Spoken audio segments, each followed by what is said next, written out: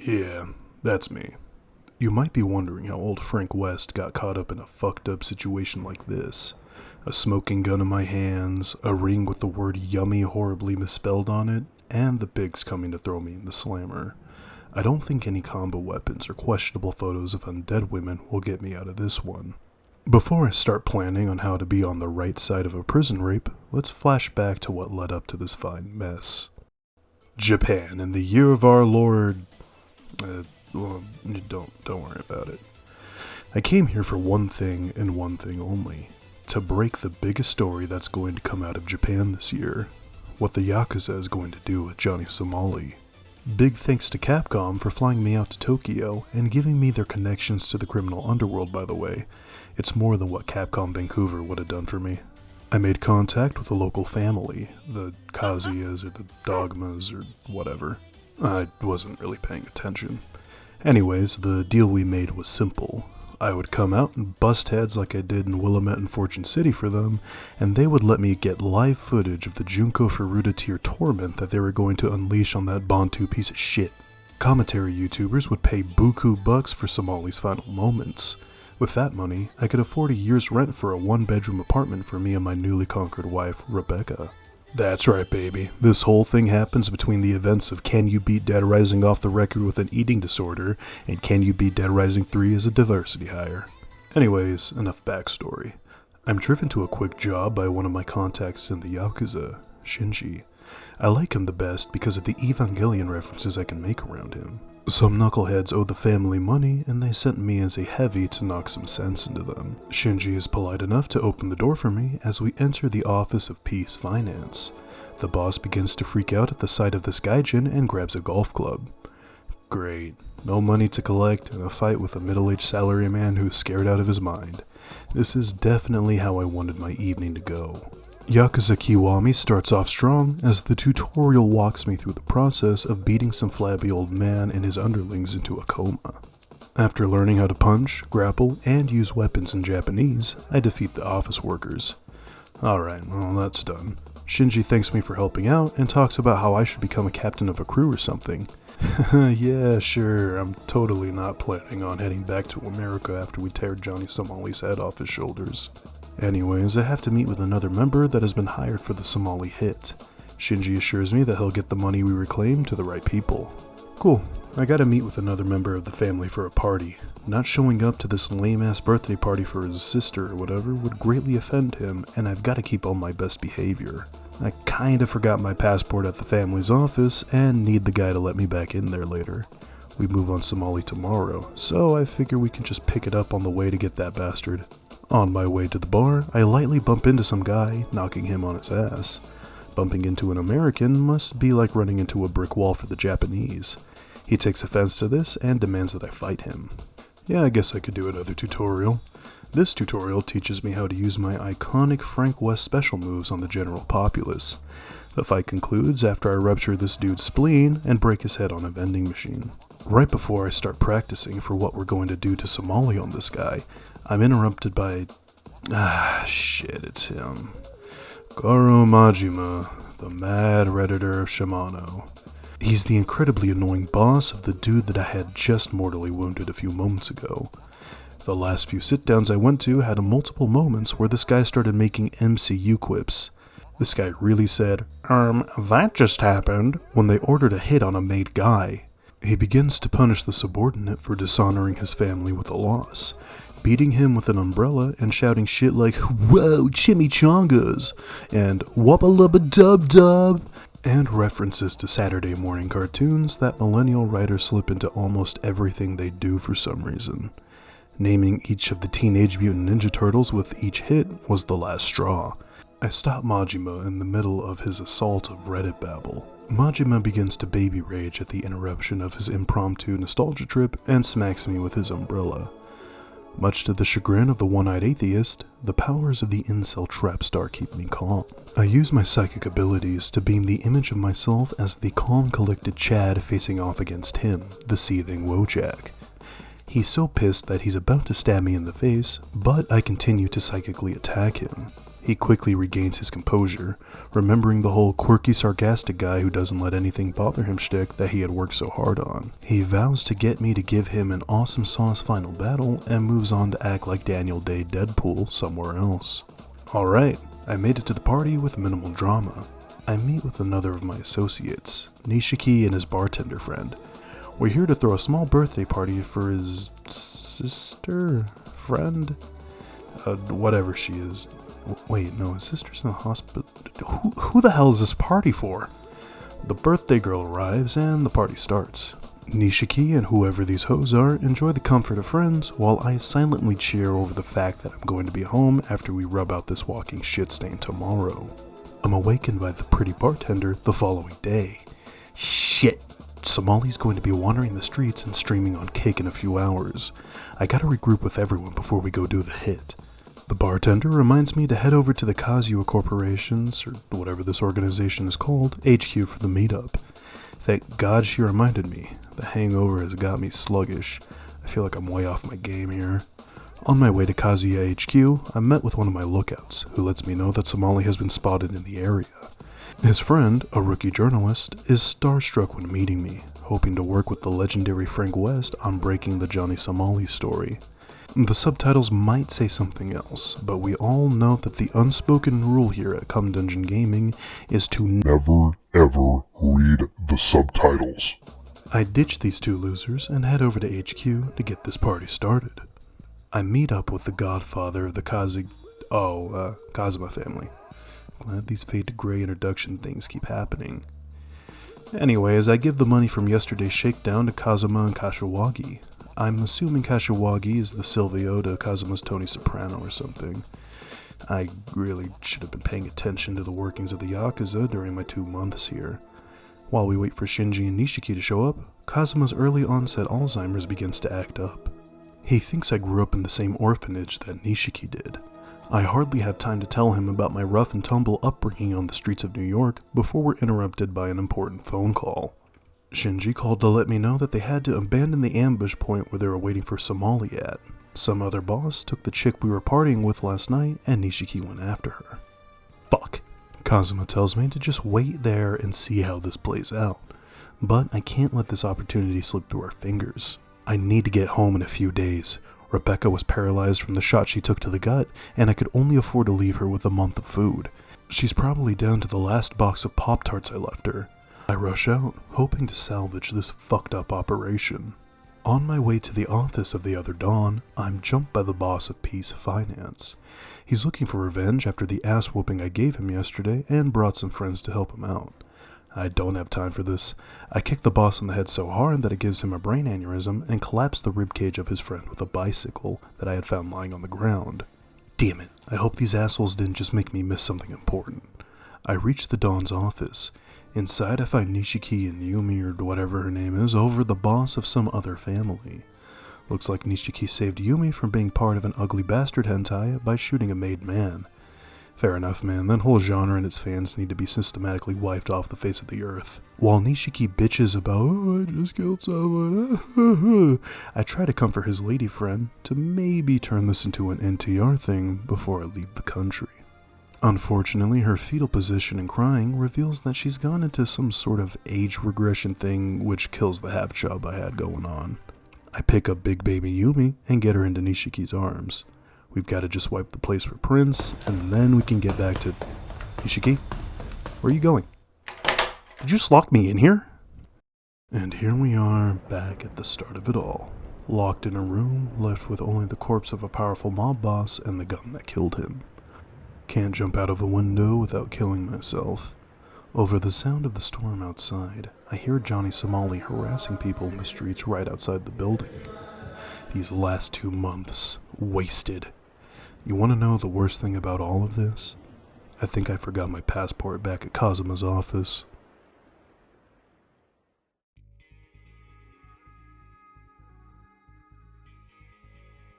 A couple hours later, and I'm being grilled by some gumshoe who insists that he knows that I didn't do it. His point the light at the suspect thing almost works, but I remember what happens to rats in this life. No way I'm going out like Mike's guys on Breaking Bad. I try to ask for my passport back, but Detective Date ignores me as he leaves the interrogation room. After a few months into my who is this? Wait, hold on, let me fix this. Okay, problem solved. Anyways, after a few months into my sentence, Shinji comes in to deliver some bad news for me. I've been expelled from the Yakuza. Ah, dang, that sucks. Shinji then lets me know that Kazuma forgot where I left my passport in the office, and that really triggers me. I risk a beating from the CO to stay a bit longer and tell Shinji to find my passport. How the hell am I supposed to get back to the US without it? Fuck Johnny Somali, that ship has sailed, I just want to get out of here.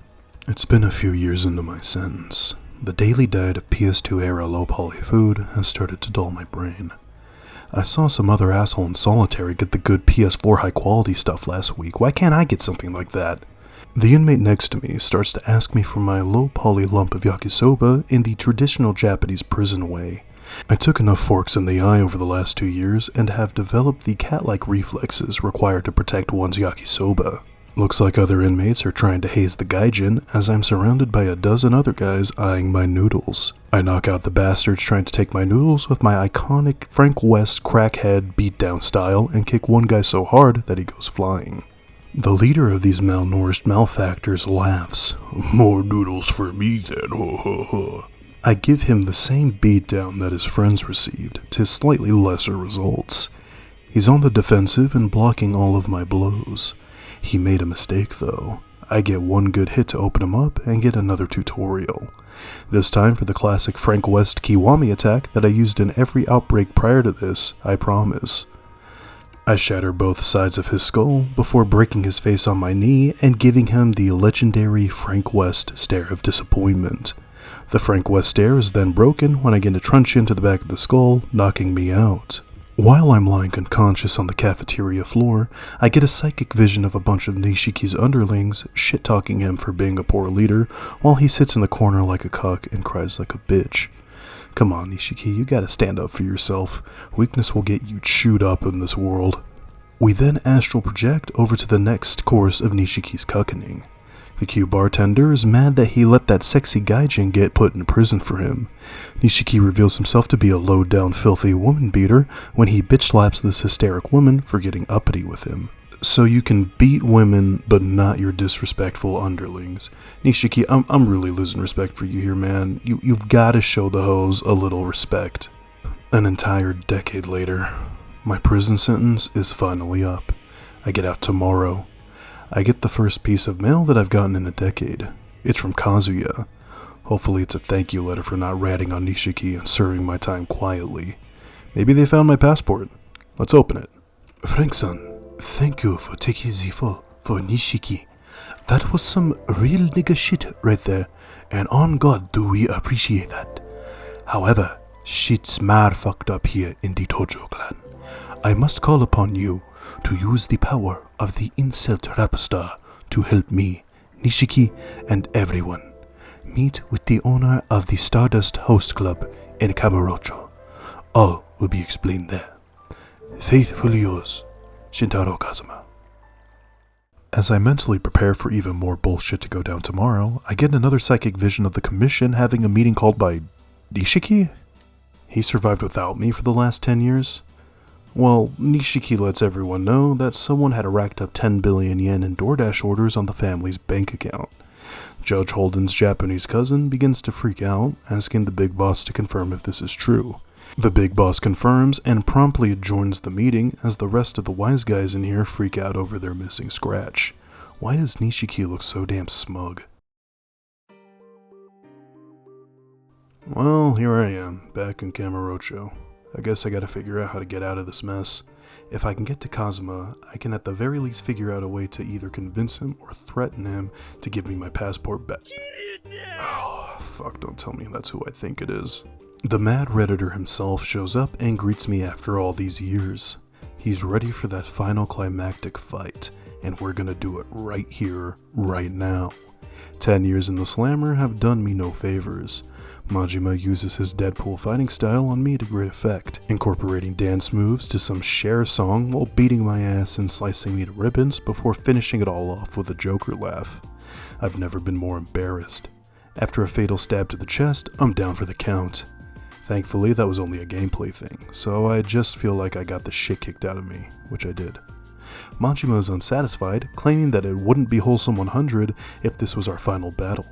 He tells me that there's no way he'll get any karma from posting this fight on r/public freakouts, and that he's going to train me to become his best karma pig. From here on out, Majima will spawn throughout the map, looking to fight me.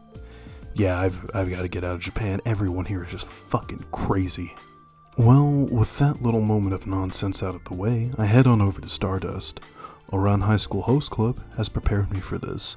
A bunch of dudes in a room acting gay with each other. How does this make money? Before I can enter the club, a deaf and retarded man begins to hassle me for wearing a brown jacket or something. I couldn't tell. Whatever he was saying was unintelligible.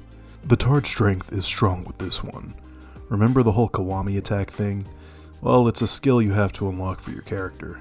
I obviously don't have it unlocked yet, so while our deaf friend here opens himself up for a Kiwami attack, I'm left to just helplessly wail on him like a child trying to keep his unconscious mom from being carried away on the shoulder of a giant man. After proving that skill beats raw power, I knock some sense into this Tard. As I gloat over beating a heavily disabled man, his boss comes up and apologizes for the trouble. He reveals himself to be the owner of the joint. Just the guy I was looking for. Let's get this whole situation wrapped up. The club is popping with the sounds of laughing women and the telltale grunts of the severely disabled. A host club ran by a special ed class? If it pays the bills, I guess. The owner, whose name I forgot, tells me that Kazuma helped him get this place up and running. He funded the whole thing and sourced the tards for the club. All he asked for in return was to let him use this place to meet with someone important. Me. The owner tells me that he'd be here to talk with me now, but he's busy at the moment. Someone murdered Mr. Socks with sandals from the cutscene from a few minutes ago, so he's handling drama with that. The owner starts giving exposition about the drama in the family ranks, but we're thankfully interrupted by some Yakuza guys on the dance floor. These goons are here for protection money. Right as the owner is about to peacefully hand over the cash and let us get back to business, the Tard from outside begins grunting and moaning in a way that would suggest insults. I stop one of the goons from attacking the Tard. He's been beat on the head too many times today. I think he might become a vegetable with one more impact. My merciful act draws the ire of the Yakuza goons. They decide to turn this collection into a hit. The owner, his top Tard, and myself defend this place from these thugs. There's a crowd of people in front of me trying to kill me. Just another day in the life. I use what I had learned in Willamette, beating the shit out of everyone around me with whatever furniture I could find lying around. After breaking every chair in the building on these goons, all three of us gang up to beat the absolute piss out of the main Yakuza guy. Despite giving our enemies multiple levels of traumatic and crippling injuries, the main goon pulls a gun from nowhere. Where the hell does a guy get a gun in Japan? I thought they were banned here. Don't tell me criminals are breaking the law to get illegal firearms.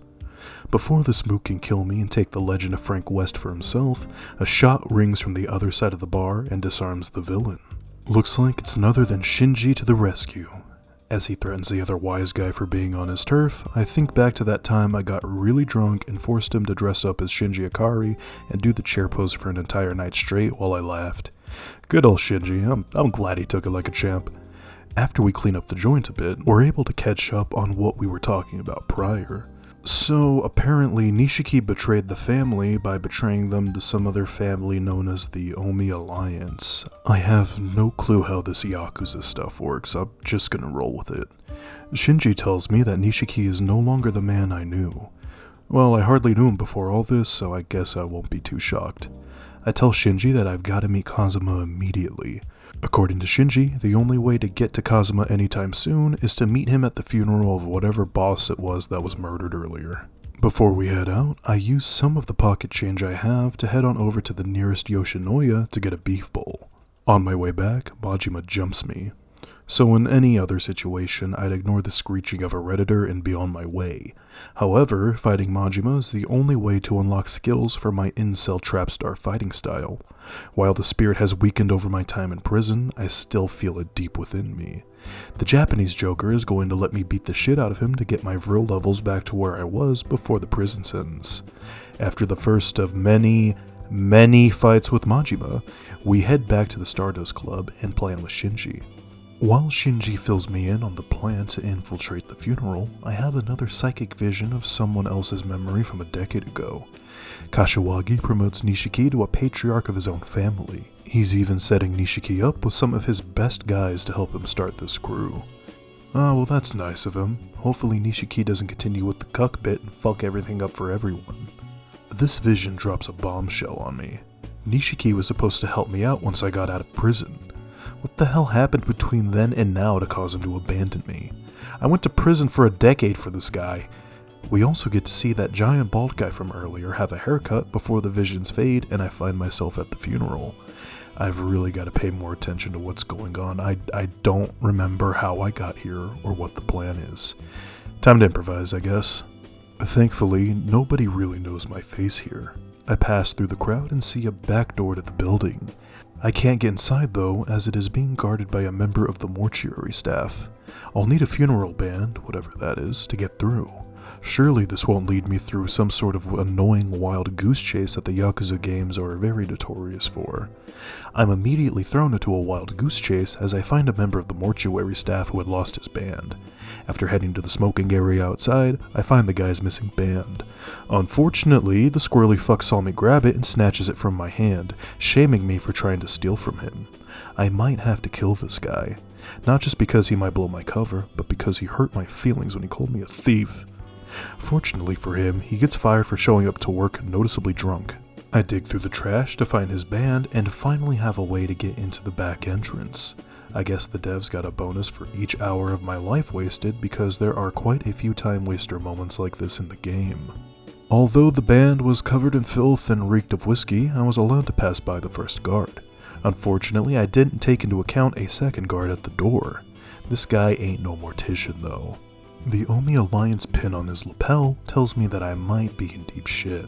Didn't Nishiki betray the Tojo clan for these guys? The guard recognizes me, shows me some of his photography work, and tells me that he's 10 times the photographer I am. He tells me that Nishiki ordered him to capture me and that he'll be happy to knock out a lesser photographer. Why the hell is Nishiki trying to capture me? And why does this guy have such a grudge against me? The shock and confusion gives this guy a window to get a few good hits on me. I would have just gone to Nishiki if he asked nicely. I'm gonna kick this guy's fucking ass. Why the hell is everybody calling me Kiryu? This is just pissing me off. This big bastard hits hard, but he's a little slow. Looks like I'll have to use my tweaker fighting style to get this done. One time, I saw my friendly neighborhood crack addict run up behind a police officer, quickly punch him in the back of the head, and steal his gun. While he began to use the gun on a group of gang stalkers disguised as a Girl Scout troop, I began to think of ways to incorporate his moves into my fighting style. At that moment, my tweaker fighting style was born. I keep away from this big beluga, dodging his attacks with my bloodborne quicksteps and closing the distance to pound him when he's got his plump, juicy rump turned towards me. I slam his head onto a nearby wall and finish the job by crushing his skull under my foot. After either murdering or permanently giving this dude brain damage, I pass the gate to find Shinji waiting for me. How the hell did he get back here so easily? I should have paid more attention to the plan instead of having visions of the past. Shinji escorts me to the room we're going to meet well, what do we have here? A weapons dealer? My excitement is quickly ruined when I find out that he's selling random shit from a nearby pawn shop and passing them off as weapons. An AK-47 would have been far more useful instead of an umbrella or a wooden katana. Japanese arms sellers suck. Getting back on topic, Shinji gives me an info dump about Japanese funerals while I completely ignore him and try to think of a way to convince Kazuma to give me my passport back. Shinji leaves me in a quiet room before he goes to get Kazuma. I notice some PP stickers on the pictures of the family's patriarchs or captains or whatever they are and decide to get a nice boost to my PP. Kazuma finally arrives and gives me the lowdown on what's been going on with the family for the last 10 years. Franco, I am glad to see you have returned to us after all of these years. Nishiki-chan has gone Joker mode after being cocked by life for the entire decade you were in prison. You must defeat him. As a show of goodwill, I will give you your passport back. I know you will help us, despite having the door home wide open. I left your passport in. Suddenly, a hidden gunman shoots Kazuma from a nearby book depository. Kazuma, I'll totally help you guys. I'm totally lying. Please tell me where my passport is. We're interrupted by random Tojo clan goons who immediately recognize me as the guy who killed that one Don 10 years ago. Another one of the Dons comes in. Shimada? I don't know, something like that. I forget his name. This big bald bastard sicks the entire building on me. I'm gonna have to fight the entire Tojo clan now, huh? Well, it's not like I haven't been stuck in a room with people who want to tear me to shreds before.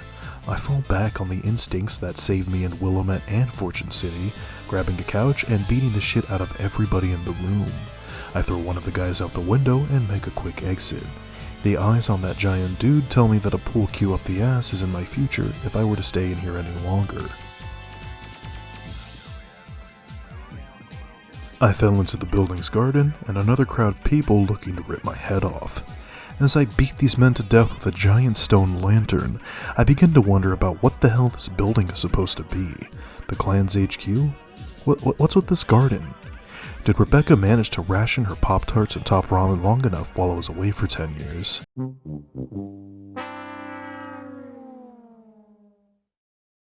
These questions aren't important now.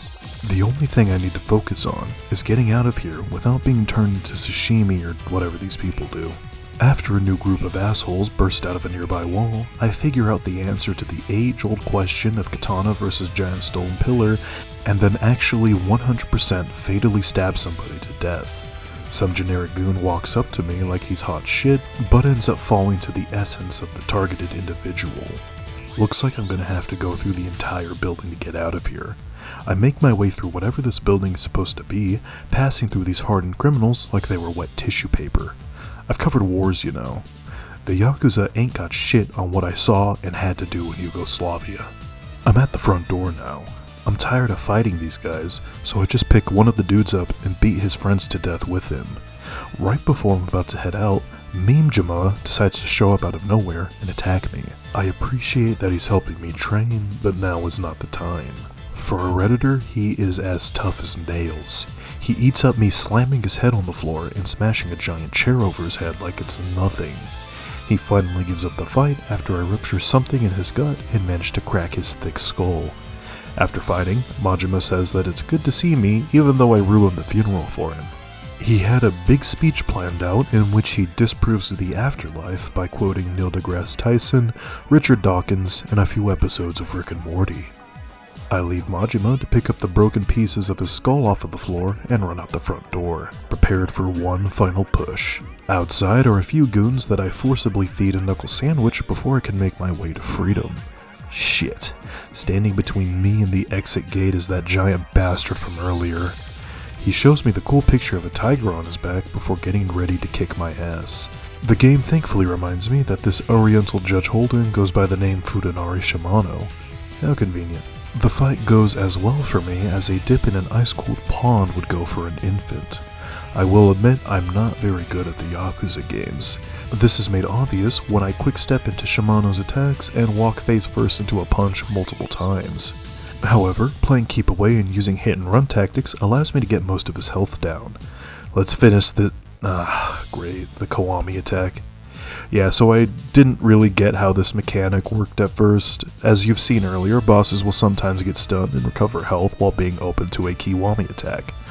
Unfortunately, I can't use the Kiwami attack on him because I haven't unlocked it yet for my tweaker fighting style, so he just gets a free heal while I'm left to hit him with the useless attacks that he can heal through.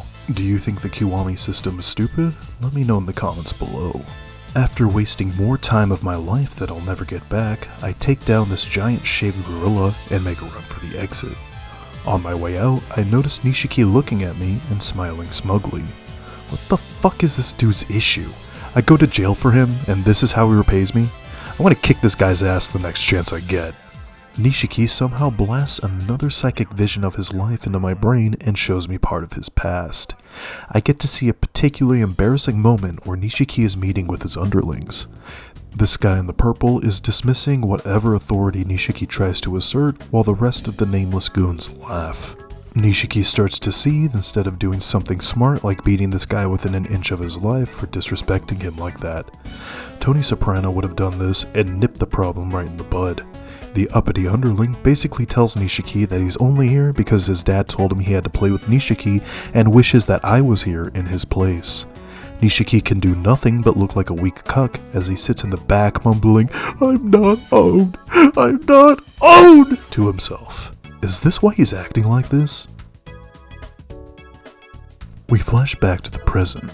Looks like fighting Shimano took too much of my time. Now I'm surrounded by the remaining members of the Tojo clan that aren't lying on the floor with a traumatic brain injury. All hope looks lost, but I'm saved at the last minute by Asian driving skills. Oh hey, it's that cop that interrogated me that one time, like 10 years ago. I hop in his car and he drives me away from certain death. I desperately try to remember this guy's name as he drives me back to Kamurocho or Kabukicho or whatever part of Japan I've spent the last decade in. Date? I forget. Officer Date takes me to a comfy bar in which he tells me that he knows the only one who can save the day is me, Frank West, Pulitzer Prize winning journalist, Terror's reality champion, and former child star. He tells me that he'll use his police contacts to help me uncover this mystery and stop whatever evil plot is threatening the Tojo clan. No thanks, I just want my passport back. Date ignores me, giving me a phone. I swear to God, if he starts calling me and telling me about random people throughout the city that need me to escort them somewhere, I'm going to make the sarin subway attacks look like a child's birthday party. Anyways, if Date won't help me recover my passport, I guess I'll have to figure out where the nearest US embassy is. He mentioned that the bartender chick from back in the day was still working at that same bar, Serena. Maybe I'll just head over there and ask her for directions. As soon as I leave the bar, I get a call on my cell. Even though it's been years since we last spoke, I half expected to hear Otis's voice over the radio. Instead of the world's best wingman, it's some guy who introduces himself as Nishida. He's one of Majima's underlings. He tells me that Majima is protesting systemic racism within the American justice system by impersonating an officer and racially profiling white people to, quote, see how they like it. Since I'm the only cracker in the city, it looks like Majima is gunning for me. Before I can even take 2 steps into the city, I get jumped by a gang of ne'er-do-wells. I'm gonna just skip over 99% of the random goon fights that happen in this playthrough. Just know that off-screen, I'm fighting tons of random jack-offs while I try to uncover the mystery of the missing passport. If I'm going to keep myself safe from these goons, I'm going to have to arm myself. If the local arms dealers are using bargain bin shit from pawn shops, maybe I can cut out the middleman and find something of use on my own. When I reach the pawn shop, I'm pleasantly surprised to find an old Colt revolver available to purchase. Just like my old 6-shooter back during the Fortune City outbreak. Looks like Sheriff West is taking his hardcore brand of justice to the Orient. As I leave the pawn shop, I accidentally step on some guy's glasses. He starts to get all indignant on me about his glasses, and I respond by stomping his face in. The audacity to get like that when he was the one who carelessly left his glasses on the floor. During my quest to find a bar that I went to maybe once or twice a decade ago, I hear a familiar voice behind me. Officer Majima suddenly scares the shit out of me by popping up and whispering sweet nothings into my ear. He begins to go in a rant about a post he saw on r/politics about how my country's police have oppressed the poor minorities for too long. Now it's time for the white man's turn to suffer. He provides a search warrant for my pants and jacket, which leaves me with no options. I have to let him search me. We fade to black as Majima begins to say, Whoa, where's that hand going? Majima finds my 6-shooter tucked into my waistband and goes berserk. He pulls out a baseball bat as he calls upon the spirit of Martin Luther King Jr. to whoop my white honky ass to avenge all of his fallen black brothers. Officer Majima uses his infamous beat this mayo monkey with the baseball bat style, doing exactly what it says on the tin. I use my tweaker fighting style to try and duck and weave through his attacks. When Majima proves to be too fast with the bat to dodge, I switch to my iconic soprano style. On my honeymoon with Rebecca, I hooked up a PS2 at the Holiday Inn we were staying at to play my favorite video game, Sopranos: Road to Respect. Rebecca was busy enjoying her Xanax prescription, which gave me time to play the game and learn iconic Italian mafia moves like the Soprano Smash, Bobby Bacala Buster, and the Costa Nostra counter. This counter is instrumental to this fighting style, as it allows me to punch my way through enemy attacks without getting stunned. I defeat Officer Majima by giving him a DeMeo Demolisher right to the head. Majima gets out of character, saying that my powers are slowly returning, but still have an incredibly far way to go. He bids me farewell, off to post the video of me beating his ass to r/badcopnodonut to gain some karma there. Why didn't Detective Date give me an address? I cannot find this place. While I wander around aimlessly, a gang tries to scam me by claiming that I injured one of their guys and begins to demand cash to make it right. I make it right by beating the ever-living daylights out of them. I share some sake with an old alcoholic and enjoy a cheeseburger from a local McDonald's. I run into those punks again who try to pull the exact same scam on me in the exact same place I saw them about an hour ago. I kick all of their asses and scare the hell out of the last one by picking up a giant electric sign off the corner of the street and shattering it over his head. This is stupid. How many people in this town are going to try and scam me? I need a drink. I walk into the nearest bar and... Oh, hey, I found the joint. What up, shawty? This pretty good-looking bartender babe fixes me a drink and begins asking me about my time in prison and how things have been with Kazuma. Yeah, about that. I don't even know if he died or not. Sure, he took a rifle bullet to the chest, but my time here has shown me that the Japanese are a resilient people. I fought like 20 guys on my way here and gave them all injuries that should have put them into a coma. Most of those dudes walked off massive brain trauma like it was nothing. Anyways, I asked the bartender, whose name I'm like 99% sure is Reina, for directions to the nearest American embassy. She tells me that they're closed in observance for the Christmas season and that they won't open up again until New Year's. Great, I've got like a week before I can get a new passport. I guess I can search for my old one in the meantime. Reina actually asks me for help with a favor. Yumi mysteriously disappeared while I was in prison. Shortly after her disappearance, Yumi's sister, Mizuki, showed up in town out of nowhere. Apparently, she looks exactly like Yumi, but with a trashy tattoo of a flower on her left boob. Mizuki got a job with Reina before gathering up enough funds to open up another bar in a town that seems to be comprised entirely of bars and cabaret clubs. Mizuki might have a lead to where the missing Yumi could be.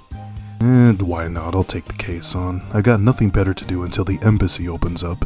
Reina and her very nice thigh gap convinces me to try to at least solve the mystery of the missing age regression enthusiast. Reina tells me that the easiest way to find Mizuki's bar is to head to Bacchus, a bar that's about 6 bars away from the bar that we were currently at, and talk to the bartender to find the location of Mizuki's bar. Bar. Does it sound like a fake word to you now too? It sure does sound fake to me now. Thankfully, Reina gave me directions to Bacchus. On my way there, a woman stops me and asks me to protect her from a drunk man who's trying to cop a feel. Being the gentleman that I am, I defend this lady's honor and repel the drunk with a mean look. She's thankful for my help and asks me out for a drink or two. Well, Asian chicks might be third on my list of preferred races, which is on screen right now for future reference, but she's got 2 big reasons for me to take her up on her offer. The size of her chest lets me forget the fact that she took me to one of the shittiest bars that I have ever been to. She's flirting like a pro, practically shoving her breasts in my face while talking about how getting even the slightest bit tipsy makes her very handsy with men. I give her my classic Frank West Riz and that gets her all lit up. I'm gonna be so deep and sideways gash by the time the night's over, man. She buys us both a drink. We have a toast to a blossoming love that is immediately ruined when I taste something very familiar in my drink. It's subtle, but I've been around the block enough times to know the taste of date rape drugs. Don't ask how I know what date rape drugs taste like. Alarm bells are going off now. Only crazy women try to force their way into my pants. Trust me, too many bad experiences with crazy fangirls. Before I can politely exit the conversation, another drink is forced into my hands. The big-tittied rapist offers up another toast, but I refuse. The bartender takes offense to this. How dare you deny this queen's request? accept her offer at once. Once more, I refuse her offer. The bartender becomes furious at me for insulting this beautiful, innocent angel's offer. A gang of her orbiters enter the room, pissed at me for disrespecting the object of their one-sided affection. Looks like I've got a gang of simps to take care of. These guys made one fatal mistake. They picked a fight with Frank West in a room with a large selection of furniture. I use every single folding chair in the room to rearrange each simp's face into something resembling an anus. They beg me to stop, and I begrudgingly oblige. I don't need another murder charge on my head. I instead force them to give me all of the money they are about to donate to this hoe's OnlyFans, which totals up to a nice 100,000 yen. I can't believe the bullshit I had to go through because of this harlot. Next time I see her, I'm getting 2 big handfuls of her girls for putting me through this. I think if I never see another bar again, it'll be too soon. I head on down to Bacchus and find... Oh shit. I find an active crime scene, and it looks like the perpetrator never left. I find a small girl with a gun, who I quickly disarm. She's in shock, only saying that she found everyone here like this, and that she just wants her mom. The smoking gun in her hands tells me that this kid ain't as innocent as she seems. I get it, kid. The amount of bars in this fucking town is driving me crazy too. Say, you're pretty hardcore for a 10-year-old girl. How about you join my crew and help me find my passport? She still seems a bit shaken up from the murders. I try to make small talk to relieve the tension, but end up having an awkward conversation about payphones. I've got to make sure I look strong in front of this kid. I know her type. She'll kill me at the first sign of weakness.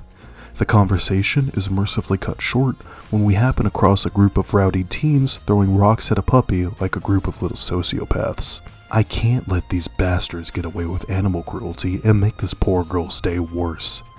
I catch the next rock they throw in midair and pitch it right into the face of the main punk. As they approach me, I remind these punks that wanton animal abuse is only acceptable in China. The gang of punks surround me, angry at my xenophobia. Well, looks like it's time to add another murder scene right next to the one down the street. I smash bikes over these guys' heads, beat multiple dudes to death with one of their friends, and stab one in the fucking stomach with a broken bottle before I finish him and the remaining punks off with a moped to the face.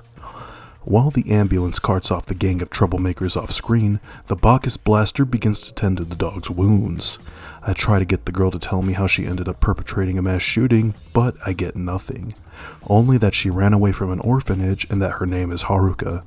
She says that this dog needs food or else it's going to die. Look, the dog likely has internal bleeding and will die soon. No amount of Alpo can heal a ruptured spleen. That only works for me. Haruka ignores my nagging and keeps her attention on the dog. Alright, I'll humor the kid and try to help the dog. Instead of just stepping into this Buffalo Wild Wings and grabbing a plate of hot wings for the dog, I run around town and waste even more of my precious time looking for dog kibble. After finding the kibble at a nearby 7-Eleven, I head back to Haruka, who tells me that this dog is too good for store-brand kibble and needs to be fed organic food. I search around again, trying to find this prissy-ass dog its organic seed oil-free kibble. While on my search, I meet with a clown in a dark alleyway and trade CP with him before heading to one of those cabaret clubs that I've heard so much about. Unfortunately, gaijin are not allowed in cabaret clubs because as soon as I step foot into the joint, the entire fabric of reality collapses and crashes my game. Okay, so cabaret clubs are off limits apparently. The mod that I'm using right now is made specifically for Yakuza 0. While it is compatible with Kiwami, there will be the odd occasion where the game crashes or Frank doesn't show up in a cutscene. Anyways, I shake off that new universe smell by running around town and finally finding that organic, seed oil-free, Soul Bra branded dog food.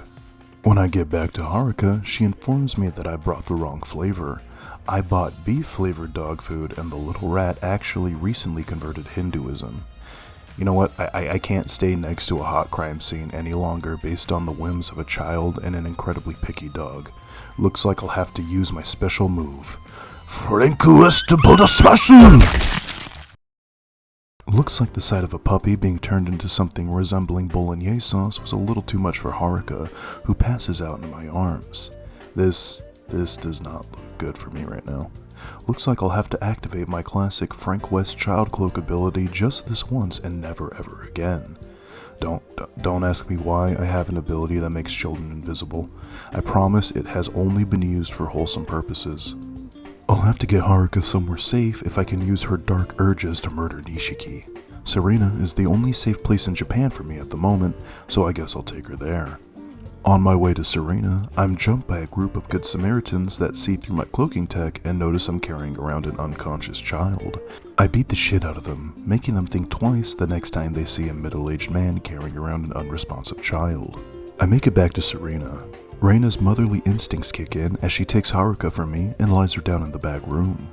Reina asks me what traumatized her so badly, but I just kinda mumble something about a bar full of dead people and dog viscera. Looks like hearing the word dog is enough to wake Haruka from her mini coma. She says that she just wants to see her mom again. She ran away from the orphanage to find her aunt, who just so happens to be the very Miyuki we're looking for. Alright kid, even though I could use your help in decimating my enemies, I can't let a poor girl be separated from her family. We'll get you to Miyuki, which will get me into Reina's thigh gap. Let's head to... What's that dog doing there?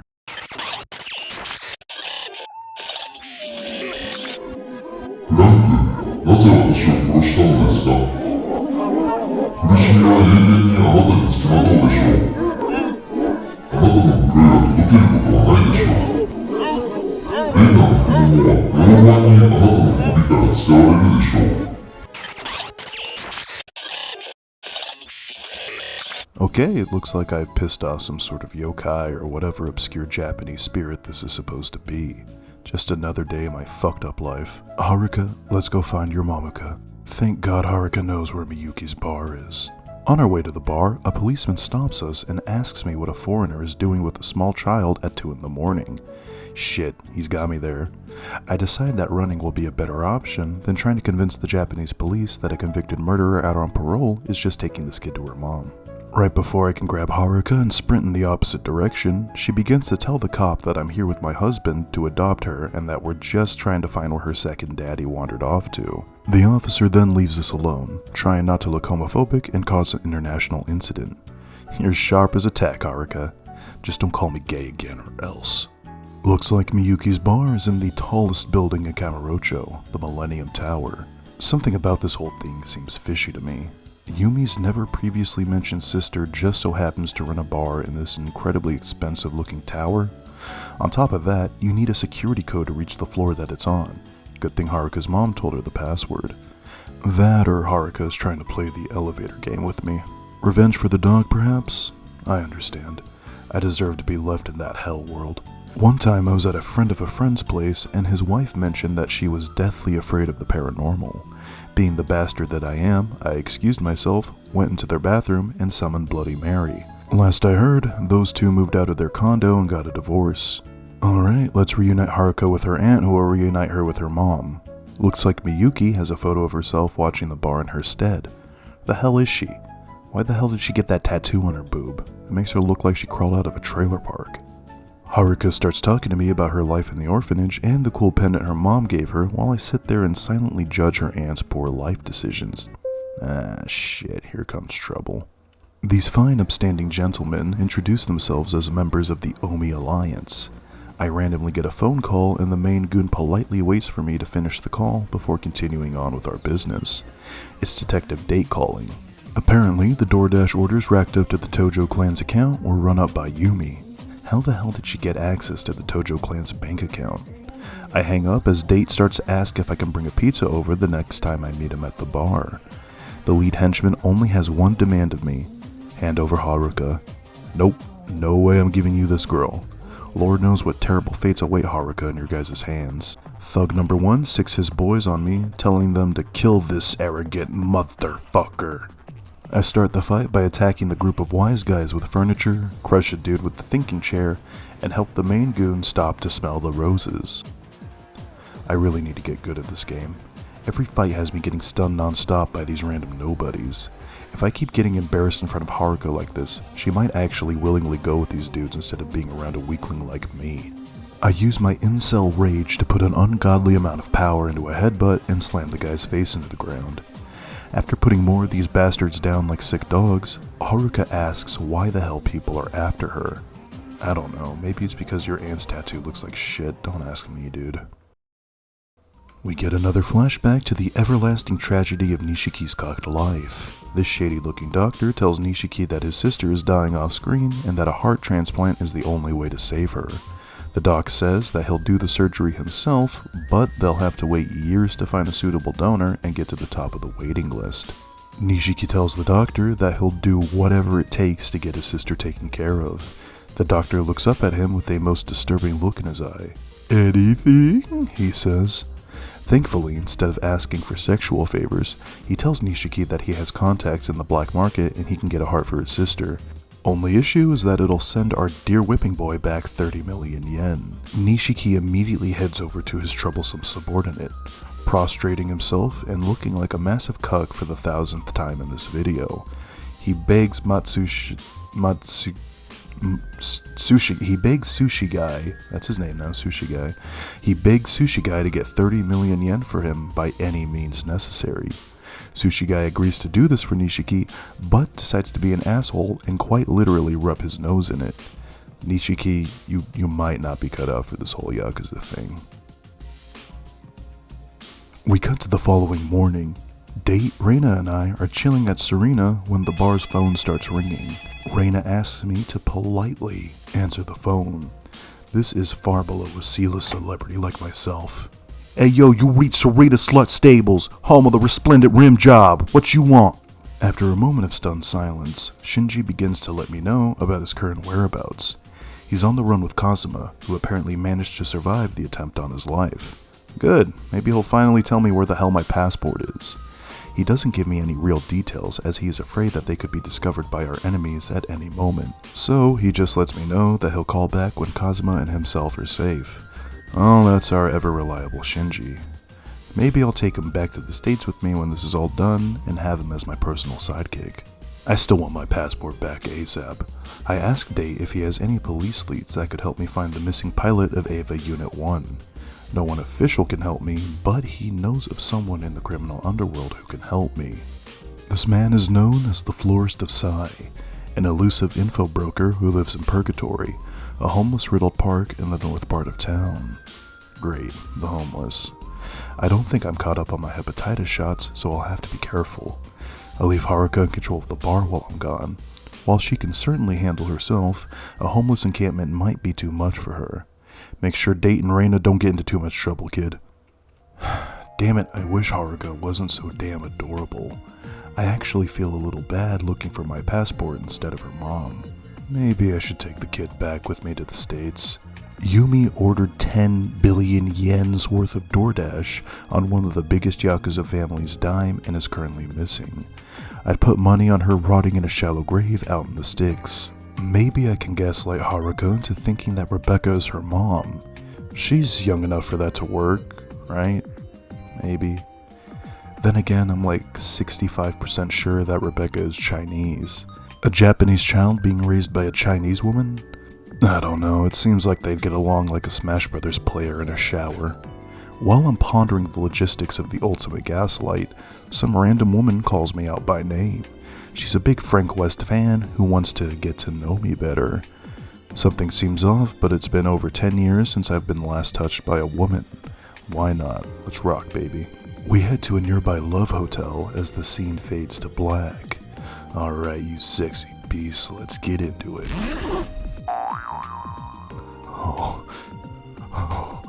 Oh God, no. I sprint out of the hotel and fall to my knees in absolute disgust. She was a he the whole time. The he-she caught a photo of me with my hand over his evil sausage. A nearby Yakuza comes in and tries to shake me down. Give him all of the money I've got, or else this photo hits Twitter in an hour. No one can know what happened here. No witnesses.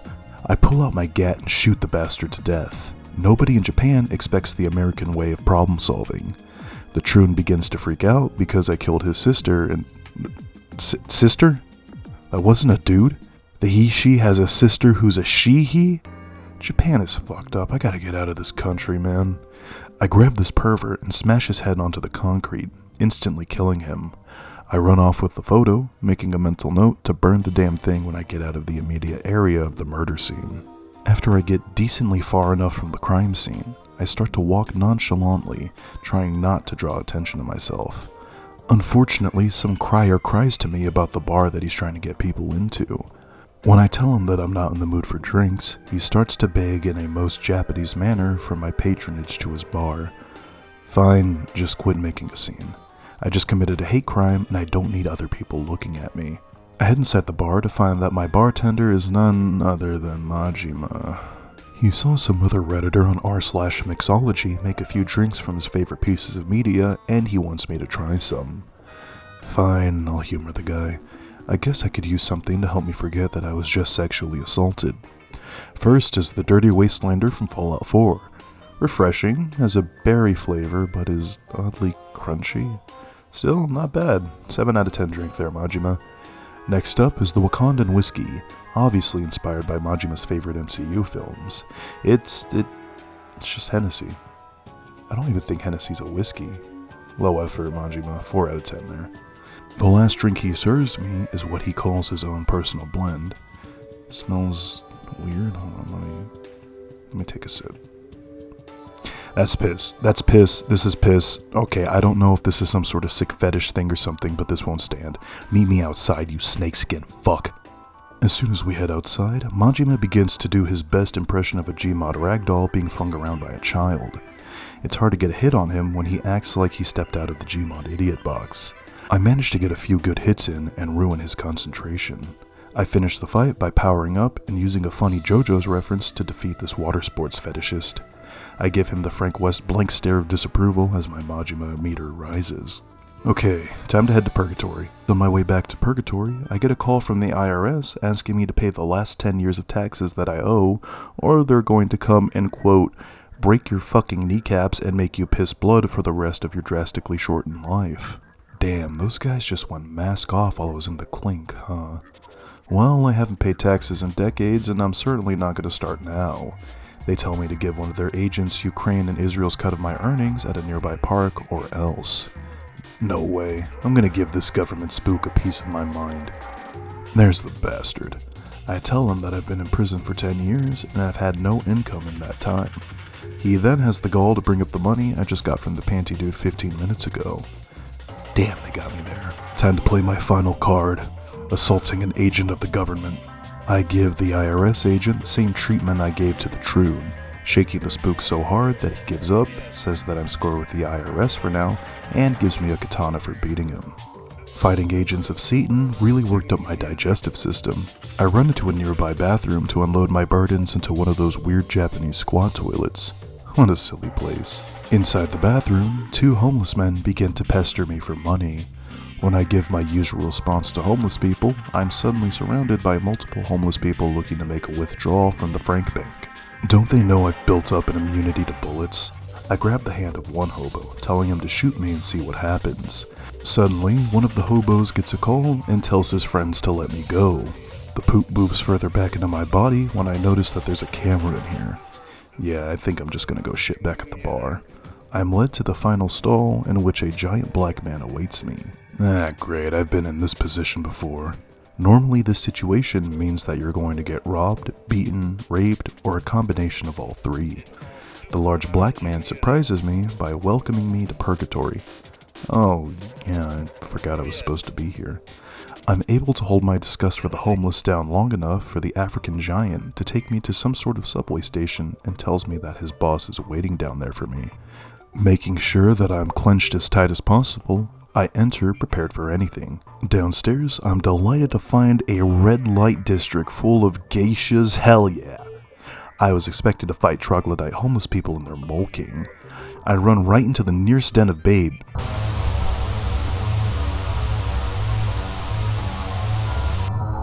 Man, I can't have shit in this place, can I? Well, I guess I'll go meet the boss of this joint. Hey, this is one cool ass room. This is the room of the Florist, the legendary info broker Date told me of. He reveals his vast knowledge about me, telling me that he knows of my search for my passport, that I have to take a shit at this very moment, and about the time I scratched my ass at the supermarket and touched a bunch of produce without thinking about it. How the hell did he know all of this? He tells me that he has the info I seek, but it'll cost me. Instead of money, he has something else in mind. I'm going to have to pay with my body. In a fight club. The hell did you think I was talking about, you fucking pervert? Kim Jong-un himself is in the crowd tonight, and the Florist wants to put on a great show for him. The deal is simple. Survive 3 death matches, impress the great leader, and I'll get the info that I seek. Challenge accepted, Florist. The first opponent is a 43-year-old Little League coach who's way out of his depth. His abusive father style might be formidable to children, but the countless whoopings my own dear daddy gave to me have prepared me for this battle. Next is another character passed over for the next Tekken game, some generic Muay Thai fighter.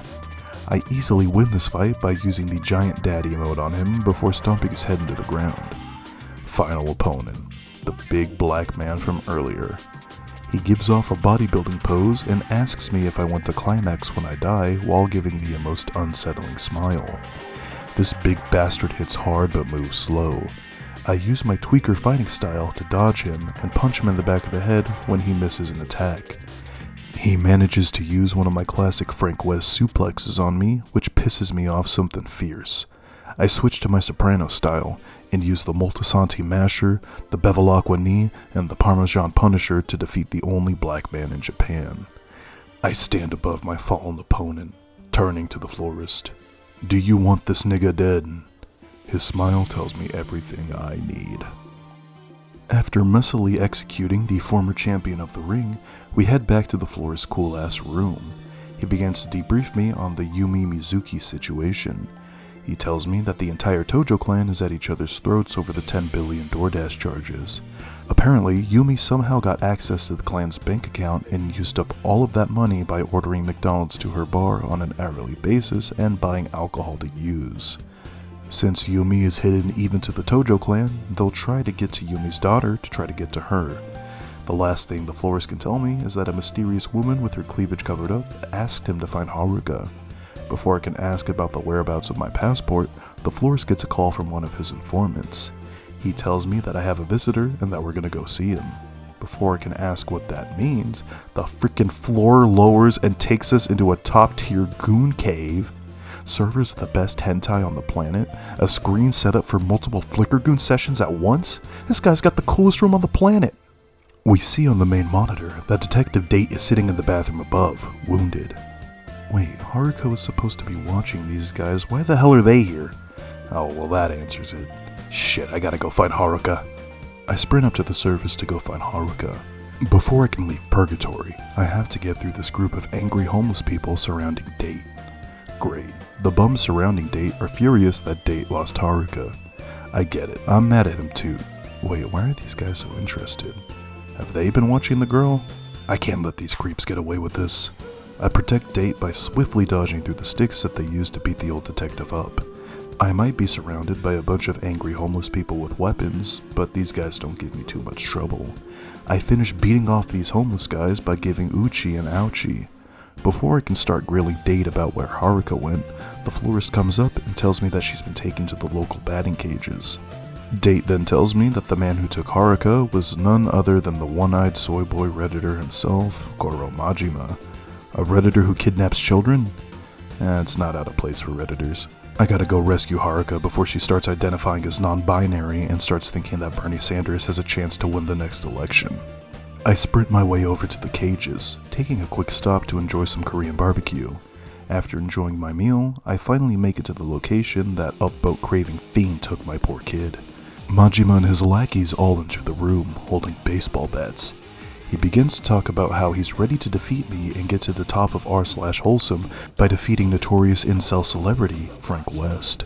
Looks like Majima forgot to turn off the pitching machines as his big speech is interrupted by a baseball to his head. Majima and his crew begin to laugh. Majima then turns to the one goon not laughing. He tells the guys that he better not be downvoting him, as this is exactly what would happen to his hero, Deadpool.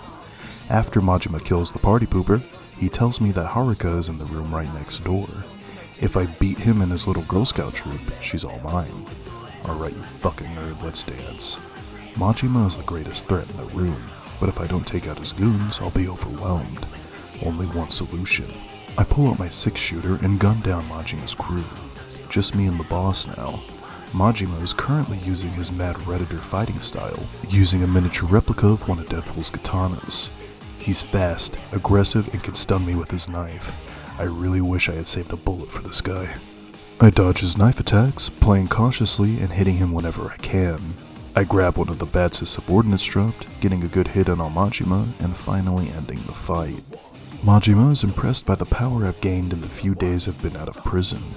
Before he can start making more MCU tier jokes, one of his subordinates tries to stab me with Majima's fallen knife. Majima for some reason takes the knife for me, saying that Uncle Iroh wouldn't approve of a dishonorable attack like that. Well, looks like everyone's dead. Haruka, I hope you learned something about murder. Haruka breaks down in tears and runs up to me, glad that I came to save her. Aww, alright kid, look, you're okay now. I won't let anything happen to you. The emotional energy from Haruka gives me a psychic vision of her past. She's begging her aunt to let her see her mom. Her aunt calms her down and gives her a gift, a pendant from her mother. Damn it kid, you're making me tear up. It's okay, it's settled.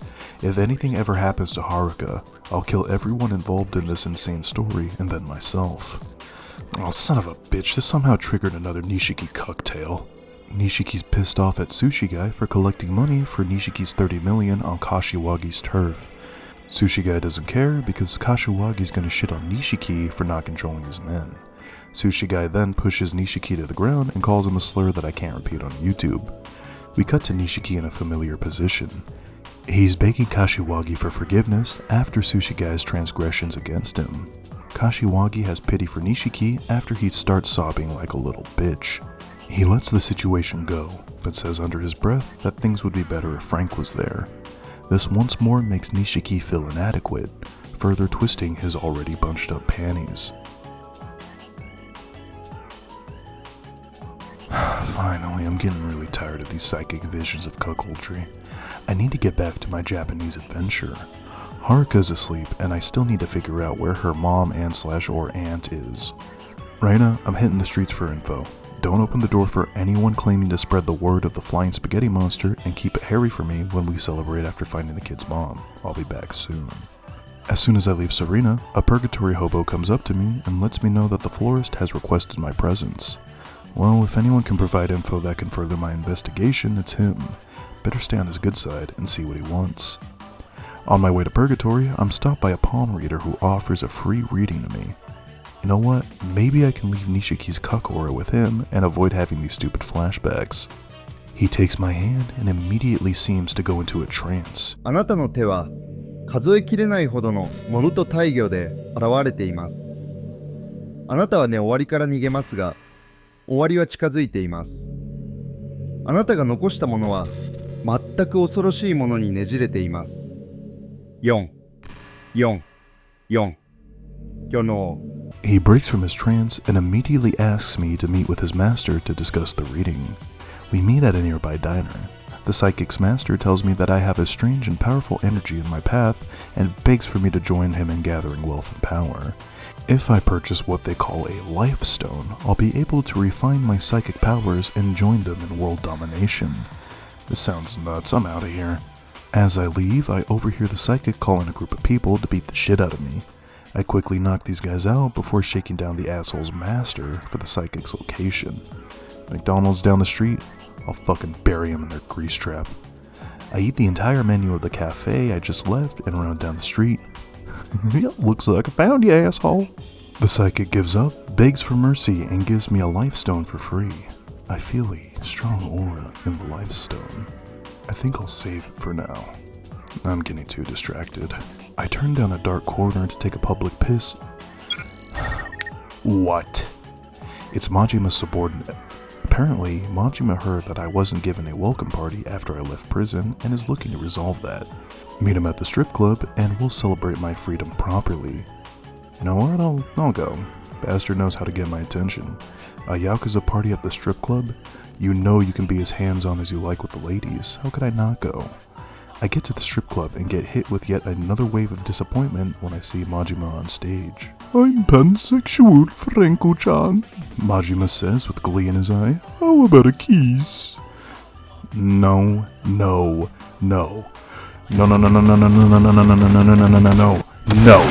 I've had enough of this nonsense. I've forgotten what I'm supposed to be doing again. Look, you've got about 2 seconds before I come find and shove that phone up your... What? Majima is in a life or death situation. Okay, I gotta see this. I head over to the street that Nishida told me to go to. I see Majima in the distance, looking... off. Oh shit, it's happening here too. Fuck! Nishida calls me, using the last of his strength to tell me that Majima somehow got infected and managed to infect the rest of the Majima family. Fuck, alright, Kamurocho is done. I've got to get Haruka and get the hell out of here. Zombie Majima is one tough customer. Apparently, the Japanese strain of the infection doesn't destroy the brain as much as the American one. Majima fights just like he would if he were alive and still quoting BoJack Horseman. I use the Soprano sucker punch and knock down the zombie. Get the hell away from here. This is a fucking zombie outbreak. I smash one zombie with a moped and then snap the spine of another on a nearby railing.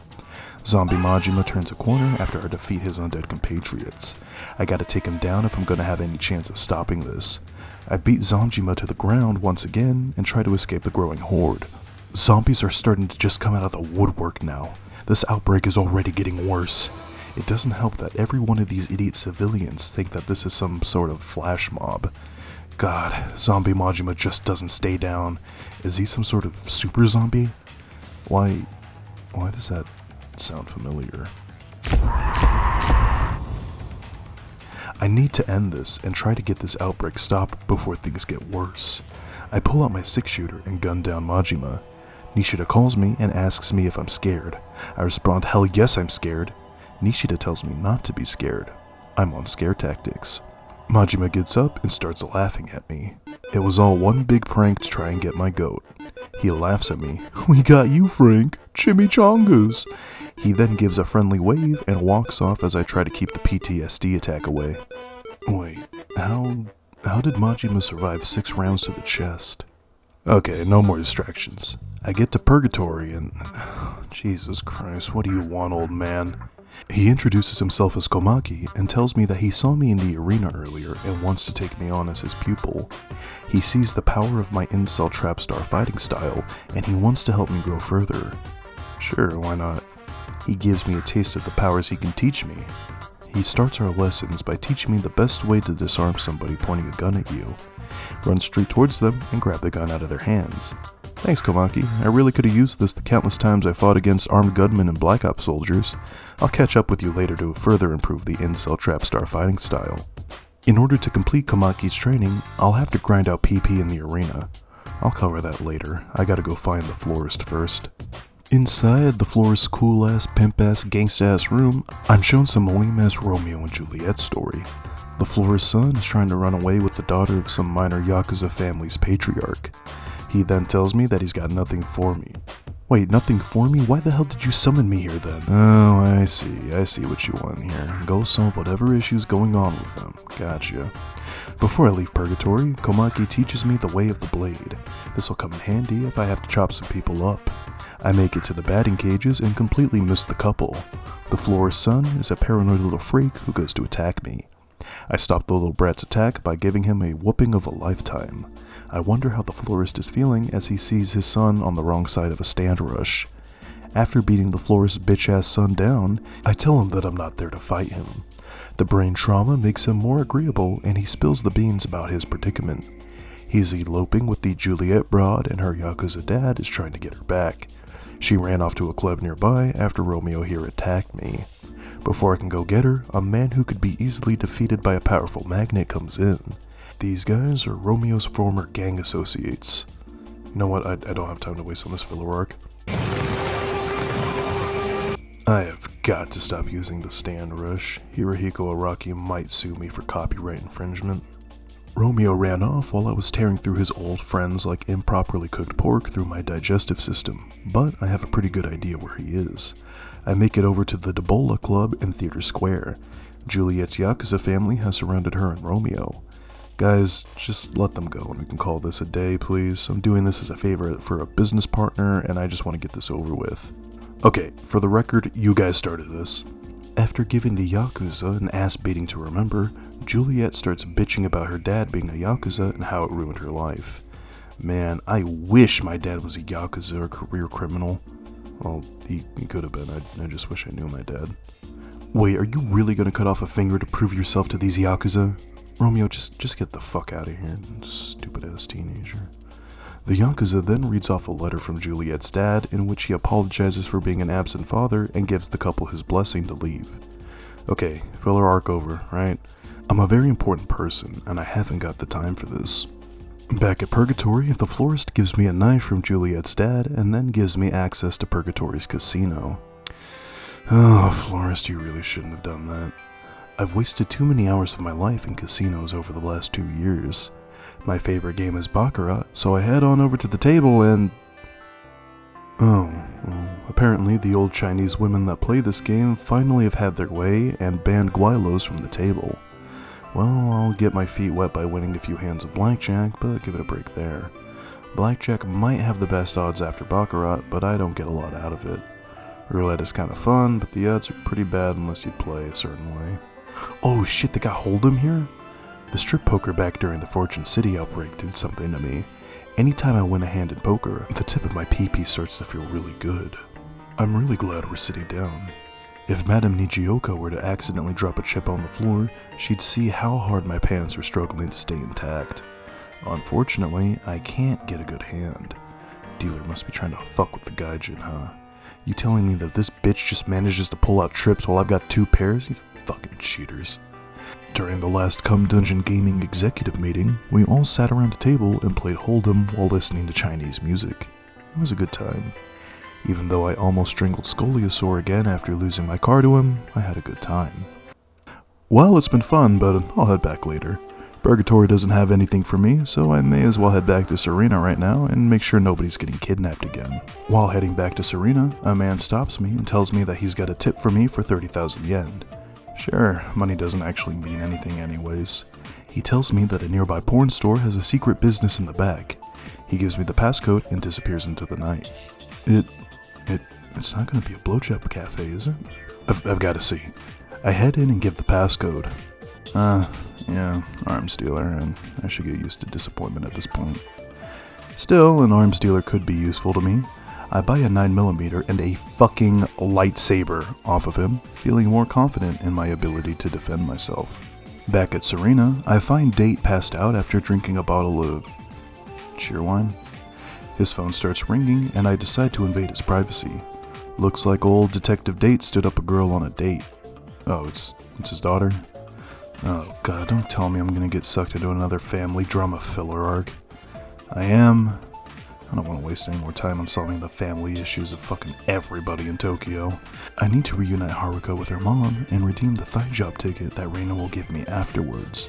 We're gonna speed run this whole thing. Over at the park that they're supposed to meet at, I come across 2 underage prostitutes. Gross. Which one of you is Date's kid? You? Cool, come with me. Actually, I give them both a thorough talking to about selling themselves. Prostitution is not cool. Have respect for yourself, because the perverts lusting after you sure won't. Looks like the daddy issues have made Date's daughter immune to good advice and she runs off. Her friend tells me that she's been hanging around a shady guy called Hamtaro or something at a bar in the Champion District, the shadiest part of town. Over at the bar, the bartender tells me that he'll only give me the girl's location if I can solve his riddle. What's the most expensive drink you have? I don't know. I pick randomly and thankfully pick the right answer. The girl's over at Stardust with Hamtaro. Stardust? The club ran by retards? Why do I keep getting sucked back into this fucking place? Time to instant transmission over there. Thankfully, I managed to teleport to Stardust with all of my clothes on this time. Alright, let's... Oh hey Date. Maybe I can get this boring ass story arc out of the way. Date reeks of alcohol and has an obvious piss stain on him. His daughter is pissed that he's drunk again and runs out of the club only to get captured by a gang of ne'er-do-wells. They're from another host club and she owes them money? You don't even have sex in these clubs. You went that deep into debt by talking to some metrosexual? That's fucking stupid. Date, we're gonna kick their ass. I pull out the Capulet dagger and just start slicing. These filler arcs suck. Date gets the location of the boss from the lead thug before he bleeds out. He heads off while I wait in the special needs club. Maybe I should have gone and handled this. Date was still piss drunk. I guess I'll go see if he needs help.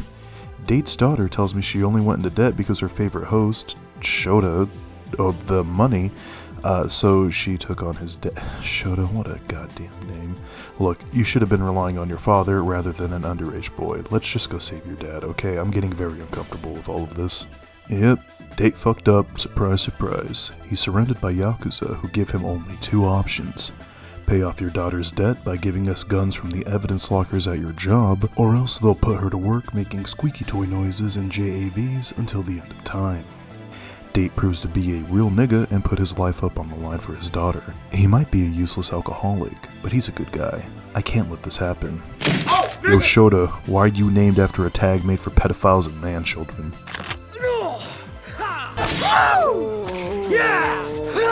Fantastic!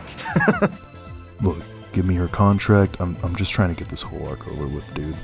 After we dispose of the bodies, Date and his daughter have a heartfelt talk where they promise to be better to each other. Cool. I'm gonna go hit up a Yoshinoya. You guys work this whole thing out. Oh, god damn it. Another Nishiki cuck flashback. If I see this dude again, I'm going to disembowel him for blasting these into my brain. Mr. Fudanari comes up to Nishiki and basically calls him a cuck and that everyone would be happier if good old Frank West were in charge rather than him. So this asshole was the one who poisoned the well between me and Nishiki. He'll be dealt with in due time as well. He had good advice though. Nishiki should go work at Stardust or something. He'd probably do better there. Back at Serena, Date tells me that a woman with a very familiar trashy tattoo was pulled up from Tokyo Bay. Looks like Haruka's aunt is dead. The truth has vanished into darkness. Wait, this tattoo has a signature on it? What kind of dork-ass tattoo artist would put a signature on something so shitty? Hell, I recognize that signature. It's the dude who does the tattoos for the Tojo clan. Well, he's elite, I guess. Maybe I can get something from him. Let's just not tell Haruka about her dead aunt yet. Reina, we're leaving. Remember, don't shave. What up, Inkslinger? You give an ugly bitch an even uglier tattoo? He recognizes the piece, designed by him, but not actually done by him. This woman has a bootleg tattoo. Suddenly, we get a call from none other than Nishiki. He asks if I've been enjoying his tragic backstory. Before I can give him a piece of my mind, he tells me that he wants to meet me at Serena tomorrow to talk about said backstory. Rude bastard then hangs up on me. The tattoo artist asks me if I want a cool tattoo of Hatsune Miku, but I let him know that tattoos are gay and leave. Back at Serena, I warn everyone of Nishiki coming to probably have some sort of pity party. Haruka then gets mad that I didn't have her come with me to help search for her mom. She starts raving that I'm only doing this to get my passport back and that I don't care about her. I show Haruka how much I care for her when I give her a pimp slamp across the face. She wants to know what I found out, but I don't want to give her the bad news. The poor kid has been through way too much lately. I tell Haruka that I only want the best for her and to trust me, but she slams down her pendant and runs away. God damn it, I really bungled this whole thing up. This city of evil is no place for an unaccompanied minor. I've got to find her fast. Date and I check all over town. We shake down a drunk guy for info and find out that a kid matching her description was seen being dragged by a man in a suit to a nearby park. Oh shit, that does not sound good. I run over to the park and happen across the man in the suit. He thanks us for arriving and tells us that he'll take us straight to Haruka. That's convenient, I guess. Oh, come on, what are we doing back at fucking Stardust? It looks like these guys have Haruka at gunpoint. No time to get up there. Even though I can tank whatever this guy can throw at me, Haruka could very easily get killed. I have her pendant. Looks like I'll have to take a page from the King of Pop's book. I just hope Date can pick up on my intentions.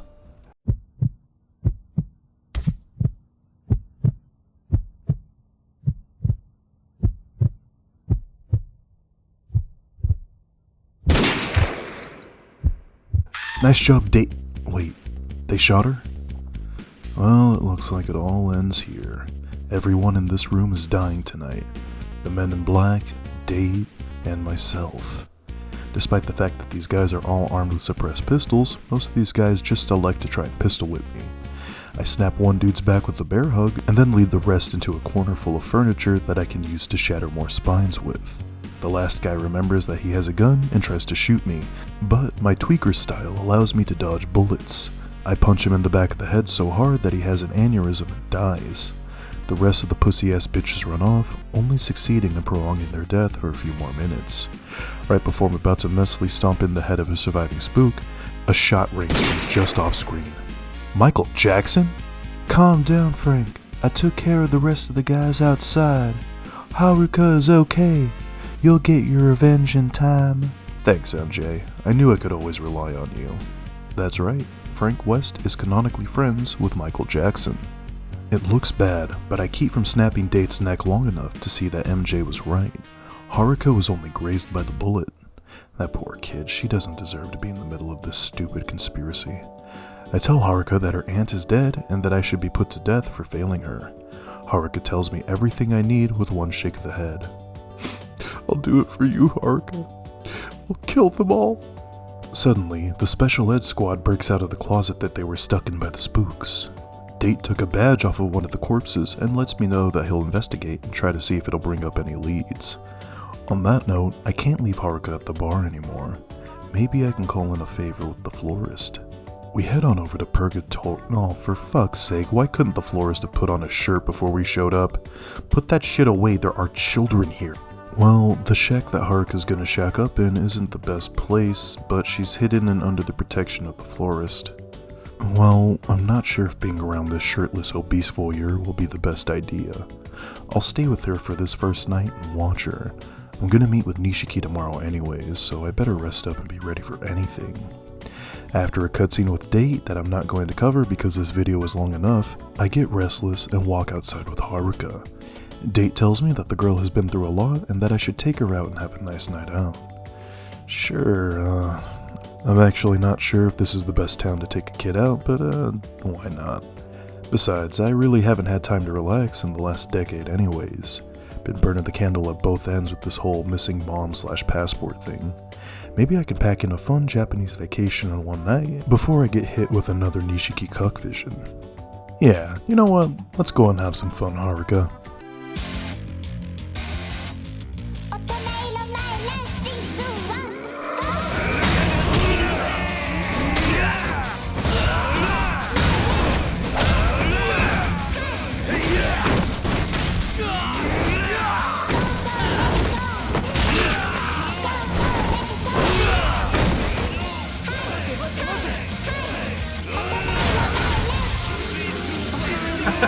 Baby!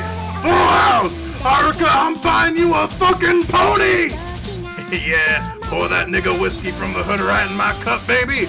Woo!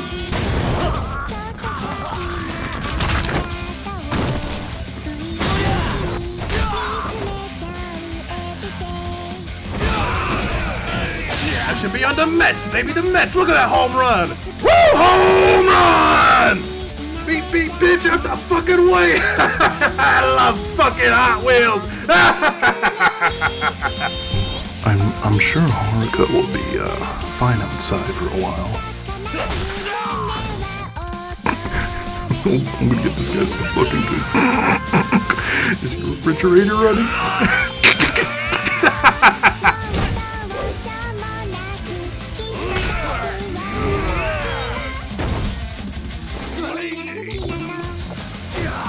Auto runner! Shit, I suck at racing games. That's right, I'm the best fucking fisherman in the world. Look at that! Look at that one! Oh, that's a big one! Is that a fucking shark?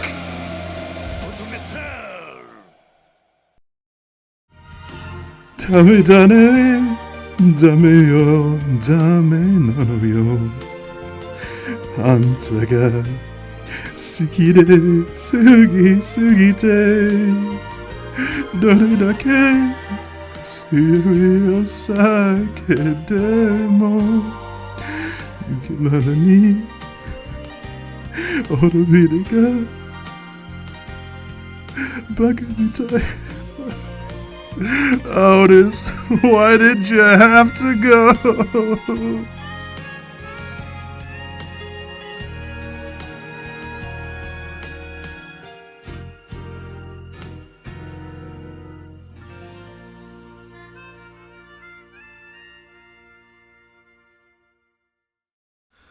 I might have indulged a little too much. I have a vague memory of Haruka and me being eaten by a wall. I have no idea where we are, but I guess it's some sort of backroom gambling operation. Haruka is telling me what to bet on in this dice game. Even? Sure kid, why not? I drunkenly place my bets on what Haruka tells me with minor results. I probably would have had better luck at the poker table again. This game sucks, let's get out of here. As soon as I stand up, some punk tries to tell me to sit down. I'm too drunk to care about politeness, so I snap his hand like it were a piece of celery. After continuing to be drunkenly belligerent, Haruka reveals that the dice weren't dice at all, but a shape-shifting alien made to disrespect me and cheat us out of our money. Well, you know what that means. The man in charge of the game comes in and bans me for screaming nonsense about shape-shifting aliens and for bringing a child into his gambling den. Fine, I didn't want to be in this dork-ass game anyway. Peace out, bitches. Right as we phase through the illusory wall back into town, Date calls me and informs me that it's almost time to meet with Nishiki.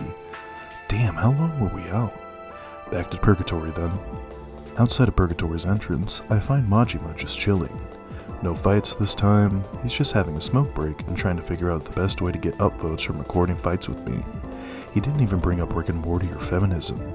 Could Majima be an actual human being underneath the mad redditor persona? Well, it's time to go meet Nishiki and hash this whole thing out.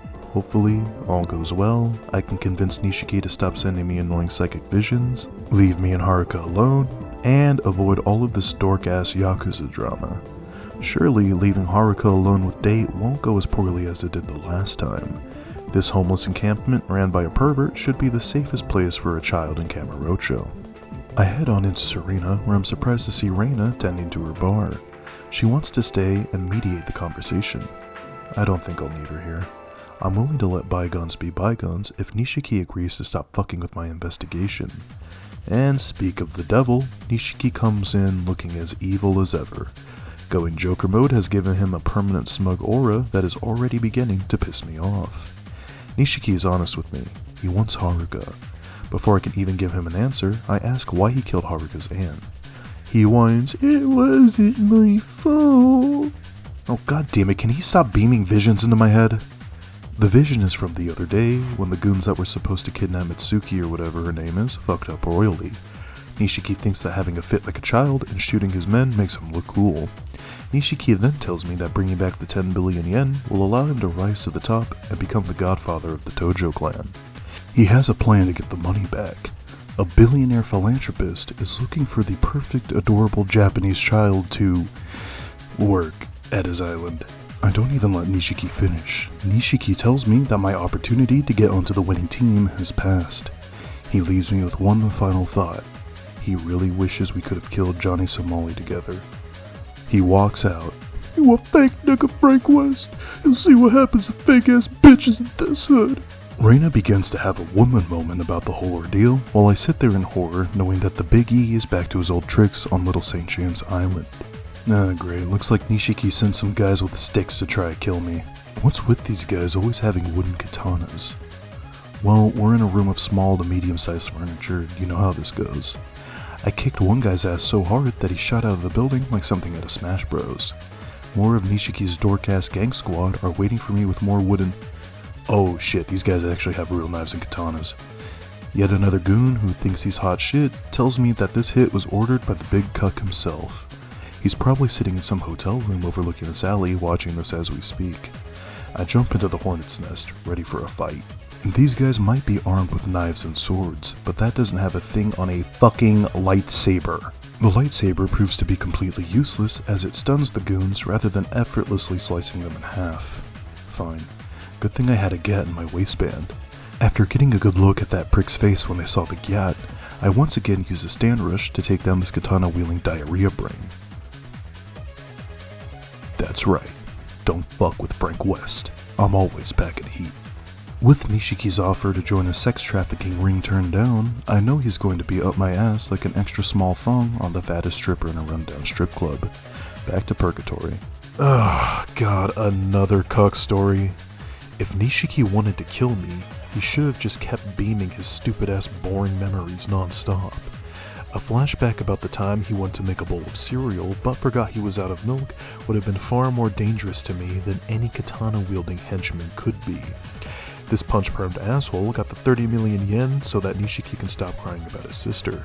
He collected the debts from a gambling addict doctor who then skipped town immediately after settling everything with the Yakuza. Wouldn't you know it, it was the doctor that could save Nishiki's sister. Now she's dead. Big whoop. I doubt she was even real. Maybe Nishiki is just making this shit up to fuck with me. Why would he betray himself as such a loser, though? Whatever. Back to the adventure.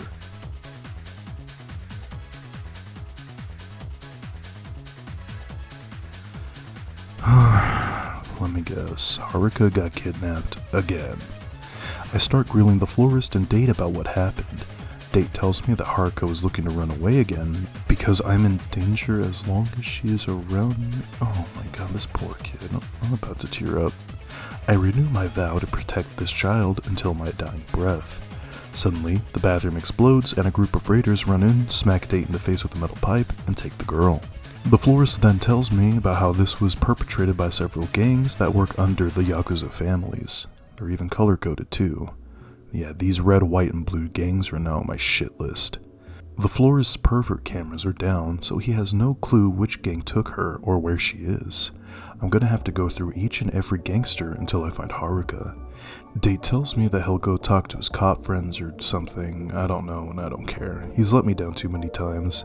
Unless he comes back with the entire Japanese self-defense force to go through each and every nook and cranny in town, he can stay and play tiddlywinks with the guys at the office for all I care. After the dog torments me once more, I head into town to find where these color-coded cocksuckers took my kid. I patrol the streets of Kamurocho, busting heads of hundreds of these gang members. Majima also showed up a few times and fought me because I called Steven Universe rape victim shit in front of him one time. I happened across a few members of the Cerulean Shitheads gang in the playground. These fine young individuals look like they're prowling the playground for children. They get pissed at me when I ask where they took the girl, thinking that I'm intruding on their turf. One thorough beating later, and the blue bastards tell me that they can't help me, but maybe the white gang can. They give me the location of the white gang, and I vow to have these bastards sleeping at the bottom of Tokyo Bay by the end of the night. In one of Kamurocho's many dark alleys lies the hangout for these white bastards. I turn everyone's white pants brown when I throw the broken body of one of their buddies into their radio. I hit another one with the touch of immediate death before the comrades get up and try to take me down. Don't they know that they're fucking with the czar of the cum dungeon? The boss of these false cum disciples croaks out Haruka's location before croaking. The Auburn Assholes gang has taken her to Club Debola, that club where I settled the whole Romeo and Juliet thing at. Date then calls me and informs me that there's something incredibly strange going on. His leads are telling him that the Tojo clan isn't behind this, but a mysterious third party. I've really gotta find Haruka before she's given to Epstein and his shadow government friends. Over at Club Debola, I meet with the leaders of the gang. My search for Haruka has interrupted their practice for the upcoming episode of Wildin' Out that they're going to be on. Instead of attacking me with freestyle roasts, they all jump me at once. Good thing I've got the katana that the IRS agent gave me earlier. I slice up most of the gang before the weapon just snaps in half on me. The leaders are the last men standing. I'll be honest, these guys really give me a run for my money. The store brand Ornstein and Smau wouldn't be too difficult one-on-one, but together they're both trouble. The big one can tank a lot of damage, and the little one uses cute little breakdancing moves that stun me out of every attack I try to do. What a pain in the ass. After making sure the big one can never eat solid food again, I headbutt the small one in the spine so hard that he's paralyzed from the waist down. I've only got one question for this punk. Where's Haruka? He's resistant at first, but I convince him to give me the answer. He tells me that he sold her to the Triads. Oh god, I can hardly understand this Yakuza crap. I'm not trying to get involved with the Chinese mafia. Well, it looks like your brother is going to be an only child now. Haruka is in the hands of the Chinese. This is not good. Haruka is in the hands of the most cruel people on the planet. Those videos of dogs being boiled alive and children left to bleed out in the streets are flashing in my mind as I begin to feel my pants in utter terror. The casual cruelty of the Han knows no bounds. Who knows what'll happen when they go into competitive cruelty? Looks like we're going to Chinatown. Time to go bully Date into giving me a 7-hour ride over there. Was it a good idea to let a guy who just suffered a concussion drive? Probably not. Date assures me that they have no reason to hurt Haruka, but I don't believe him. I've seen how they treat dogs. As an American, dogs are like children to us. I explained to Date that the terror enacted on the population by the evils of communism over the last century have permanently tainted the souls of the people of China. This has demolished any feelings of empathy in the spirit of all Chinese people. Chairman Mao was a demon made flesh to enforce the anti-human ideals of communism on one of the most populous countries in the world. Where communism spreads, hell follows. Detective Date, as an American, I have superior empathy. I am closer to God. I will see you soon, Date. I enter the first Chinese restaurant of the night. I don't know where Haruka is, but I'm going to tear up every part of Chinatown until I can find her. A waiter graciously asks me if I'll be dining with them tonight, and I respond by using him as a human shield. Looks like the communist hive mind let the workers here know what I'm here for. Looks like everyone in town will be put to the sword of Frank West. Yeah, I wasn't able to figure out how to get the mod to work in that cutscene there. It's a damn shame, as seeing Frank do that was one of the main reasons I chose to make this video. But in the words of world-famous musician Aaron Barrett, I know everything sucks, but this is going to be the last time you hear me complain. Looks like Chinatown is coming to me. Multiple waves of Chinese men enter the room looking for a fight. I mercilessly defeat each challenger, let them attack me with pipes, swords, and guns.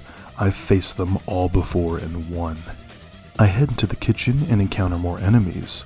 Looks like the rat controlling this chef is American too. Alright, maybe I'm not that invulnerable to swords.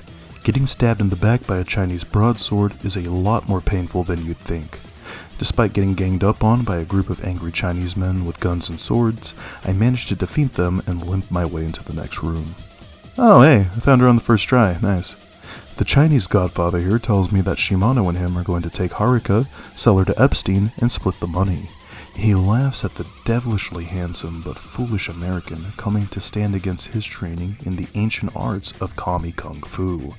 He evens the playing field and brings out the second Black Knight halberd to be sighted here on Cum Dungeon Gaming. Once more, I am embarrassed in front of Haruka when I allow myself to get sliced up and beat by this evil triad. Time to take this seriously. I use my tweaker style to dodge his attacks, quick stepping behind him to punch him in the back and try to rupture his kidneys. Looks like I'm getting the upper hand. Oh, come on, that's really not fair. The swords don't have the range and damage that the halberd did. This fight's gonna be way more easy now. As always, dodge attacks, punch him in the back, use the soprano smash on him when necessary. He drops his weapons and sees how weak Kung Fu is against a fighting style naturally grown in the streets of New York. It's basically like that scene with Bruce Lee from Once Upon a Time in Hollywood. I cut the head off of the Super Happy Royal Fuck Deluxe Special Snake Triad by slicing up Lao Gan Ma here with a dagger and stabbing him in the chest. Can't let Haruka think I'm too weak to take a life. Haruka immediately hugs me and apologizes for being kidnapped. It's okay, Haruka. This is all Date's fault. Suddenly, the police come in and arrest me for murdering countless amounts of Chinese people in this restaurant. Shit. Another 10 years in the can. I'm never leaving Japan, am I? Haruka visits me in jail, telling me that she wants to stay with me, but is afraid that I'll get hurt. I silently head pat this adorable child while I begin my plan to escape from the cell. Date proves to not be useless for once by walking in and showing me that the cell door wasn't even locked at all. Man, I should have checked. Let's get out of here. I gotta give Date credit, he can actually come through when he needs to. Sure, this'll cost him his career, but he'll be okay. Probably. He then tells me that his detective work has turned up some interesting new twists to the story. He and the Florist were able to discover that the men who took Haruka were members of various agencies in the Japanese government. All of these men have ties to a shadow government agency that may or may not exist. So basically, the Japanese deep state are now after me. The man in charge of this agency is known as Jingu. For now, that's all that Date has. On top of that, Date found out that Mizuki is still alive. The woman they found was just some random hooker off of the street that Nishiki's men mistook for Mizuki. Cool, I guess. Where's her mom, though? When Haruka hugs me in relief, I remember why I care. I'm adopting this kid when this whole thing is settled. I don't think Rebecca can have kids anymore, and my paternal instincts have been activated. Looks like Chinatown ain't done with us yet. The surviving members of the Triads have pulled up and want revenge for my crimes against the Chinese Communist Party. I do what any red-blooded American would do in this situation. I manifest a revolver out of thin air. I have Christ and John Browning on my side. Nothing can stop me. This on-rails segment is basically Time Crisis, but in a car. Thanks to countless hours of Max Payne hypnosis videos, I have gained the ability to use bullet time. That and a crippling addiction to painkillers. My bullet time ability and resistance to firearms allow me to make short work of these loyal communists. Wiping out half of their cars causes the communists to bring in the big guns. A massive truck with dudes carrying big guns. I managed to blast them all, even shooting a rocket out of midair once or twice. I finish off the Snake Chow Mein China #1 tryout for good with a final shot to the face of the guy driving the big rig. Man, I really hope no one innocent is on the road with us right now. Wow, another Nishiki cuck vision. What tragic nonsense will Nishiki be subjected to today? Looks like his sister turned into a chibi tombstone. I guess that's what happens when Japanese people die. Nishiki is about to stop making my problems his before he's rudely interrupted by Sushi Guy busting in. He sees what Nishiki is about to do and tries to stop him. He says that Nishiki has so much to live for and that Frank wouldn't want this. Looks like the mention of my name was the final straw for Nishiki. He stabs Sushi Guy in the stomach and begins to see that people like me more. This is really what this is all about, an inferiority complex? What a baby. Nishiki looks at the blood and intestinal contents of Sushi Guy on his hands, using it to slick back his hair and complete the transition into Joker mode. He vows to surpass the mighty Frank West by sucking, fucking, and killing anyone he needs to in order to accomplish this new goal. After awaking from the vision, Date tosses me my cell and tells me Shinji left me a message. Shinji tells me that Nishiki is getting info that only someone close to me could give. This is likely why Haruka got kidnapped 3 different times in the last 2 days. Could it be Date? Nah, his shortcomings come more so from incompetence rather than malice. To catch them all, I'll have to call upon Japan's most disgusting pervert. Driver, to Purgatory, chop chop! Over at Purgatory, I asked the Florist to show me some video surveillance from Serena. 4 days ago, Date and some guy in a... Why does this dude look so familiar? Anyway, Date and the man in the suit go out to explore each other's bodies or something.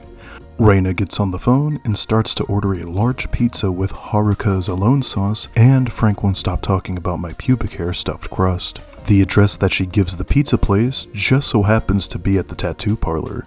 This footage was taken around the same time I was heading to the tattoo parlor. I don't want to believe it, but Reina might be the one leaking information to Nishiki. I have to go confront her about this. We head over to Serena and discover the place has been trashed and that there's blood everywhere. It looks like Reina left us a note. Frank, I'm sorry to tell you this, but I have been leaking information to Nishiki. I helped you at first because I was deeply attracted to you since the day we first met. I was wrong. The gentleman I thought you were never existed. The way you constantly talk about using my thighs is disgusting and borderline sexual harassment. I thought that helping Nishiki would rid me of you, but after hearing of the Epstein connection, I have decided to choose the lesser of 2 perverts. I will handle this myself. Shinji then calls and tells me that Reina tried to kill Nishiki, failed miserably, and put both of their lives in danger. Shinji ran off with Reina to protect her. Looks like I'll have to rescue them both. If I save Reina, I think she'll change her mind about me being a creep and be more inclined to allow me usage of her thighs. Shinji being saved would also just be a big bonus on top of this whole thing. I'm not gonna lie, I lost the trail. Shinji probably figured out that I couldn't find the place, so he calls me and tells me that he's in an abandoned building behind the batting cages. Shinji, you fool! Nishiki and the Japanese deep state have tapped our phones. They'll be on top of them in a minute. I've got to get over there now. Looks like the Nishiki family got here first. I'll fight my way through every single one of Nishiki's goons in order to save those thighs. Reina, baby, I'm a-comin'. All of the fighting over the last few days have increased the power of my incel trap star fighting style. I clear out the first few floors of the Yakuza inside. I run through, disarming gunmen and stomping people's face in left and right. I engage in multiple gunfights when I make it to the roof, smoking half of Nishiki's family before finally seeing Shinji. I jump onto the next roof, disarming one of the last gangsters before killing him with one punch. Shinji is bleeding out and is just about to be executed by one of the last surviving members of the Nishiki crew. I intimidate the shit out of this guy. He knows that it'll take more than his little pea shooter to kill me. He hesitates as I drink in his fear. Before I can punch his head into his chest cavity, we're interrupted by some asshole in a red coat. He gets a fade to gray introduction card. Okay. Oh god, he fucking shot Reina! Reina, my very own petite sweet treat. Those thighs were taken from me. I'm gonna dismember this guy and force feed him his own limbs. This murdering bastard is surrounded by more Nishiki family butt buddies. The generic goons aren't too big of an issue. The real problem is the murderer. This son of a bitch is treating it like it's a fucking soul slop game, rolling around and shooting me when I'm distracted. I handle his gang squad before turning my attention to the main event. I'm not gonna lie, the whole fight against me and this guy is just me being bad at Yakuza games. I get juked every 2 seconds while getting shot and stunned. It's really embarrassing. Don't look at my shame. Oh no, he's defeated. Okay, you can look now. Rest in peace to the greatest thighs in all of Japan. The world will never recover from this great loss. Oh yeah, and Shinji was here too. Shinji uses his final breath to tell me that I can find Kazuma with his girlfriend. Shinji, I haven't watched Evangelion in a decade. I don't have any more references to make. Rest peacefully now.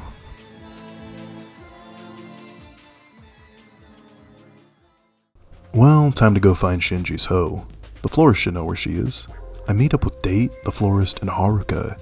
He tells me that Shinji was a freaky yaw nigga who left his girlfriend work at a soap land. She works at the best soap land in town, and it requires 1 million yen to get in. Haruka begins to ask me what a soap land is. I frankly have no idea. A place to get a bath? Haruka laughs at me and says that she actually knows what a soap land is. Well, that's fine and dandy, but I have no clue what it is. Why is everyone laughing at me? Fuck you guys. Anyways, the only way to get in without giving up $6,000 is to get an all-access pass. And guess what? The only way to get a pass is to get it from some random hostess from a cabaret club. Okay, this video is too long and nothing particularly interesting happens throughout that chapter. Suffice it to say that I got the card and a Chinese undocumented woman will not be making it home ever again. Also, I beat the shit out of Majima in a gay club. He also ended up getting shot apparently.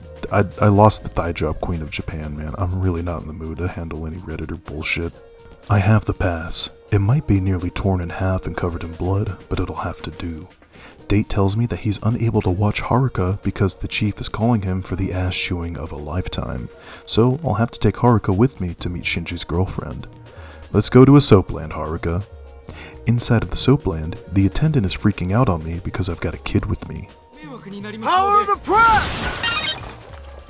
I might have broken my hand, but the concierge is too afraid to notice that. I think Shinji's girlfriend will be on the top floor. In her room, I begin to have a sinking feeling when I realize what exactly a soapland is. Why did Date let me bring Haruka here?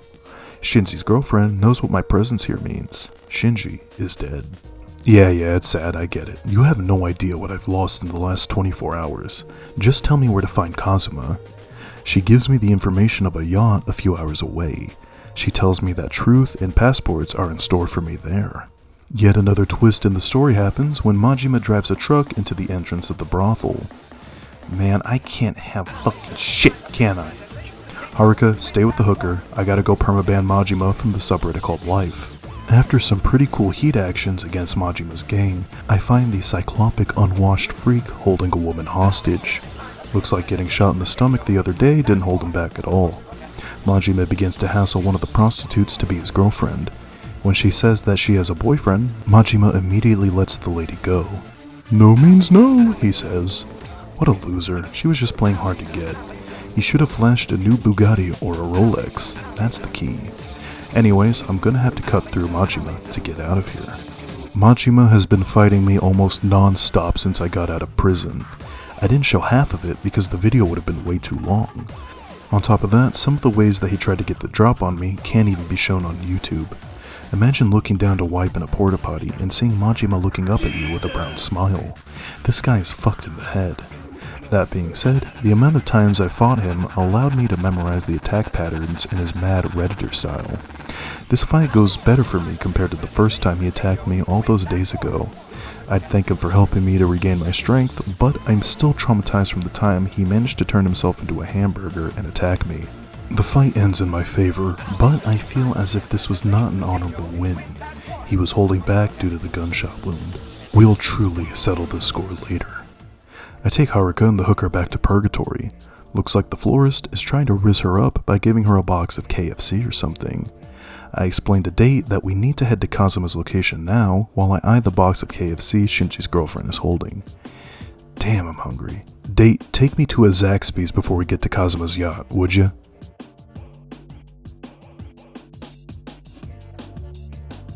With Haruka by my side and a belly full of fried chicken, I'm ready to take on the entire Tojo clan. Or whatever is left of it by this point. A nearby weapons vendor gets a sale for me when I see a weapon titled the Destroyer of Lands. With this, I think I can take on anyone or anything in Japan. On the boat, I'm greeted by one of the dons of the Omi Alliance, the Tojo clan's rival crime family. He only says that he's helping because he owes a debt and all will be explained inside. We walk in and find Kazuma. Hopefully this time he can tell me everything without getting shot. He takes a big info dump on me, so I'll give you the TLDR right now. Yumi and Mizuki are the same person. Apparently she met that Jingu guy, the head of the Deep State, during my prison sentence and they got freaky, creating Haruka. Kazuma then went into each and every single detail of Haruka's conception. I had to cover the poor girl's ears during that part. Jingu then married some politician's daughter for a political move, rather than being a father to Haruka and a husband to Yumi. Unfortunately for Jingu, having a secret daughter with some random hoe would cause big issues. Remember the original godfather of the Tojo clan, that guy who showed up like 2 hours ago? Well, him and Jingu were friends. Jingu called the godfather one night to ask him to help him bury the body of a journalist who got too close to the truth.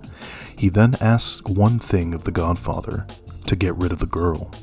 Apparently, the godfather had a heart. He couldn't stomach the idea of child murder, so he hired a friend of his with ties to one Jeffrey Epstein to snatch baby Haruka and kill Yumi. Selling Haruka would get everybody a nice share of 10 billion yen. Kazuma stopped. Why was Sarah in the room during the kidnapping?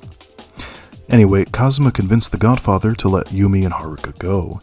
He then gave her a fake identity and set her up with the bar to try to let her live a new life. He gave her the Tojo clan's credit card with explicit instructions to only use it to get the bar started. Unfortunately, Kazuma forgot that women be shopping. She door-dashed alcohol and snacks to her bar in order to not go outside and expose herself to Jingu or any of Epstein's goons running about. Over the course of a year, she somehow managed to rack up the exact same amount of money that Epstein would offer for her child. Somehow, the 10 billion yen bounty on Haruka got out. So now the entire Tojo clan, Umi Alliance, and Japanese Deep State are all trying to kidnap and sell this poor child into something unspeakable, all because Yumi didn't want to go outside and buy McDonald's for herself. Woman moment. And there's the interruption I was waiting for. Let me go see what those explosions outside are all about. Looks like word got out that Haruka is here. Now every 2-bit hood left in the Tojo clan is here to try to get a hold of her. These guys are obviously not professionals. Why would they throw that many grenades on a boat holding the 10 billion yen girl?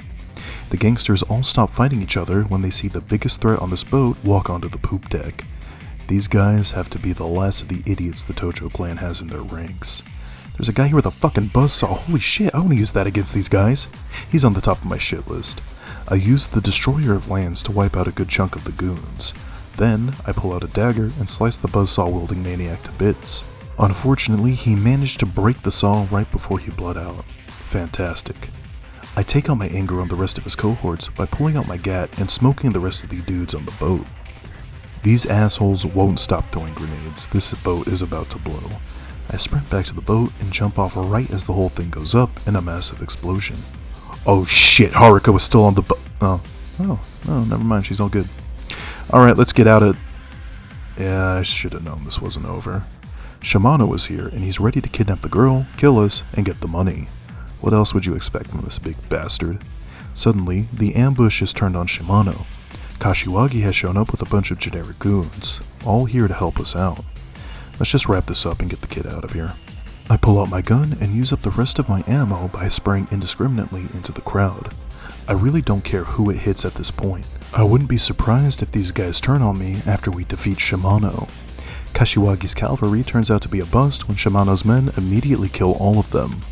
I return the favor to the rest of the generic goons and find myself alone with a bloodlusted, katana-wielding Shimano. The fact that he wants to sell my daughter Fu into sex slavery has brought me to the heights of rage that I had never thought possible. A furious stand rush and a fury of bitch slaps defeats Shimano. I need to get my tools, he won't get off this easy. Shimano then pulls a grenade out and throws it in a last act of desperation, getting shot by the Omi Alliance guy for his trouble. Fuck, he got Haruka with the grenade. Oh, no, she's okay. Kazuma shielded Haruka from the grenade. Kazuma, you honorable bastard. Kazuma, no, I'm not crying, shut up. Kazuma tells me that Yumi is at Eris, her bar in the Millennium Tower. He then gives me one final parting gift. My passport? Kazuma, I'll stop these bastards. I scream into the heavens, letting God know of my vow to honor Kazuma's wish to save Yumi as well as Haruka.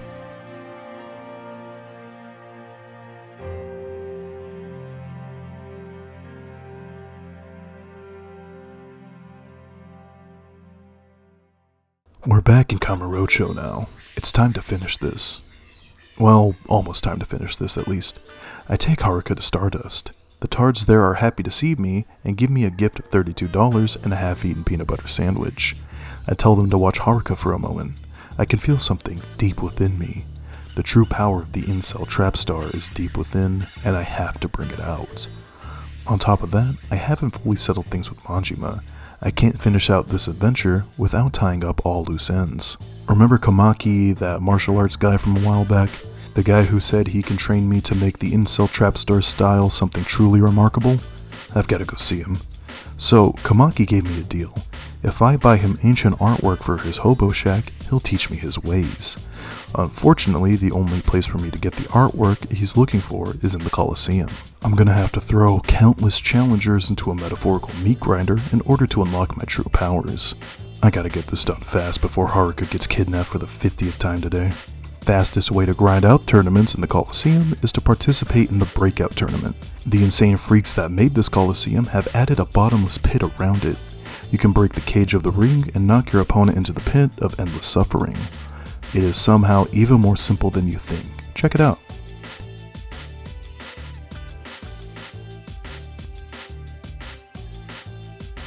Yeah, so I just do this for a bit before I can gather enough paintings to learn everything Komaki has for me. But this painting of a tiger has a strange aura around it. Let me see what Komaki will teach me for this. Komaki looks at the painting with a slight smile. He'll teach me the corresponding move to this painting after defeating this large gimp. One judo throw later, and Komaki begins to teach me the tiger drop. So, all I have to do is just a heavy attack when an enemy attacks me? That's simple, I'll give it a shot. Thanks, Komaki. I leave Purgatory and find Majima in the middle of a smoke break. Looks like he's out of character right now. Hey Majima, mind helping me test out a new move? He calmly accepts a sparring match, pulling out a blunt dagger to practice his Mad Redditor style. Okay, so I just have to guard. Holy shit! With that, something has awakened in me. Could this be the true power that I knew was deep inside of me? I think the feeling of Majima's spleen being liquefied by my fist is all the answer I need. Majima, thank you for helping me gain my powers back. Maybe you weren't such a bad guy after all. Majima? Majima? I'm sure he's okay. Let's go find Haruka before she gets kidnapped again. Relief washes over me once I see that Haruka is still safe and sound over at Stardust. Time to go over to Ares and convince Haruka's mom to let me adopt her. I'm sure I'll be the better parent. Before we can head on over to the bar, we run into every single thug in town. The Haruka's alone alarm went off and everyone came for the stack of 10 billion yen in a white hoodie. This ain't the first time a crowd of people have tried to kill me. Haruka gives me permission to kill everyone in the crowd. It's on. Actually taking the time to hone and improve the incel trapstar style was a great idea. I was strong before, but this is something else. It takes the best of all of my fighting styles, the speed of my tweaker style, the excellent moveset of the soprano style, and the power from the zombie slayer style that I really didn't talk about much. It's the style I used to lift heavy furniture with ease. I didn't mention a lot, huh? Oh well, it's there, you've seen it. Doing Doom glory kills on the mob has scared off more of the yellow-bellied goons. The remaining ones seem to have more balls than brains though. While I painstakingly go through each member of the angry mob and sew their faces onto their ball sacks, we cut to Date browsing r/conspiracy. Hopefully, he'll make himself useful later. Time to get Haruka to her mom. We enter the Millennium Tower lobby and... Smell that, Haruka? Spooks. Government variety. Hide somewhere. I'll take care of this. I call out the glowies and they immediately fall upon me. After somersault kicking one to death, I grab the gun off of another and gun down the crowd of agents. Looks like the agents are using California compliant firearms because these guns only hold like 4 bullets. Komaki's disarming technique comes in clutch here. I run through the entire lobby, bringing God's wrath upon all of these agents of Satan. Man, being highly resistant to bullets is great. I'd be full of holes right now if I hadn't taken all those bullets over the course of the last 2 outbreaks. Let's go find your mom, Haruka. Yumi, you're a hard woman to find. Yumi or Mitsuki or whatever her real name is almost doesn't believe her daughter is in front of her. Alright, Haruka. Go to her. Back with your mom now. Haruka tearfully reunites with her mother. I'm glad to finally have this girl in the care of her mom. We all get together for a group hug. This can work. I'll have a daughter and wife in Japan now. Rebecca never has to know. It'll be like a Joseph Joestar sort of thing. I'll be a much better father though. I'll teach Haruka the ways of the incel trapstar. Femcel trapstar maybe? I don't know, we'll figure it out. The first family hug of many is interrupted by the sound from an approaching helicopter. Yumi can feel the evil aura approaching. Jingu is here. Over on the helipad, we finally meet the architect of all of our sorrows. Jingu and his stupid-ass forehead mole gives us a stupid-ass villain speech about how I'm fucked before he takes a shot at Haruka. The bastard. He knew that I wouldn't allow any harm to befall my daughter Fu, and used my fatherly instincts and fast reflexes against me. Although I guess the whole bullet resistance thing hasn't gotten around because he starts to monologue after. Giving Haruka to Epstein would not only net him a boatload of money, but connections in the government that will allow him to take control of the entire Japanese government. Yumi begins to go into trailer park dirty dish rag whore mode when she starts yelling about how, "You a bitch ass nigga, you ain't give me no child support for our girl." Then, the guy from the Omi Alliance shows up and tells us that the cavalry is here. No, okay, yeah, on our own again. Looks like Jingu paid off the Umi Alliance too. Jingu goes off on yet another villain monologue about how true power is there for the ones who abandon all ties, or some other cliche shit like that. Yumi has had enough and reveals that she DoorDashed a frickin' bomb to the bar. She tells everyone that she talked to Epstein and lied to him when she said that she'd give up Haruka. She somehow managed to convince Epstein to give her a down payment. She knew both I and Jingu would show up. Yumi knew that the only person who could escort her, Haruka, and the 10 billion to safety is Frank West. Should I fall to the deep state, she would use this suitcase nuke to blow everyone up, denying possession of Haruka or the 10 billion yen to anyone. Damn, she got you good, man. Yumi then takes Haruka to somewhere safe inside the bar and leaves me to clean up the mess. I tell Jingu that he probably would have succeeded had he not pissed off the guy who topples government and corporate conspiracies like nobody's business. Not only that, but he left me alive long enough to actualize the true power of the incel trapstar and acquire the artifact to free me from the shackles holding me here. My passport. I tear the Omi wise guys a new hole to do whatever they please with. Man, I'm really feeling the week of sleep deprivation hit me. I tell Jingu that I'm going to rip the mole off of his forehead and force feed it to him. He acts like that didn't scare him, but the newly summoned group of Time Crisis goons and smell of freshly shit pants tell me otherwise.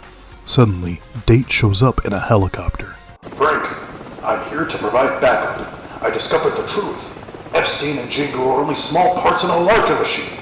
Every government in the world has been infiltrated by an evil race that are looking to take over the world. Yeah, it's the It's the reptilians! Oh, okay. Jingu and the Glowies shoot Date's helicopter out of the sky for getting too close to the truth.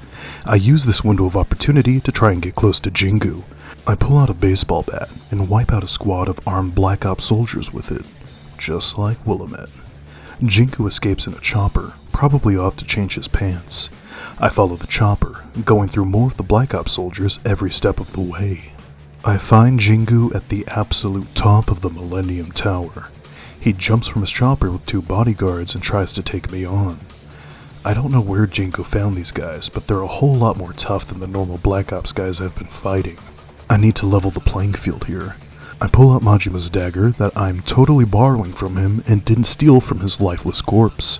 I use the dagger to slice both agents to ribbons. Glad these assholes are out of the way. Time to settle the score with Jing. Oh god damn it, what now?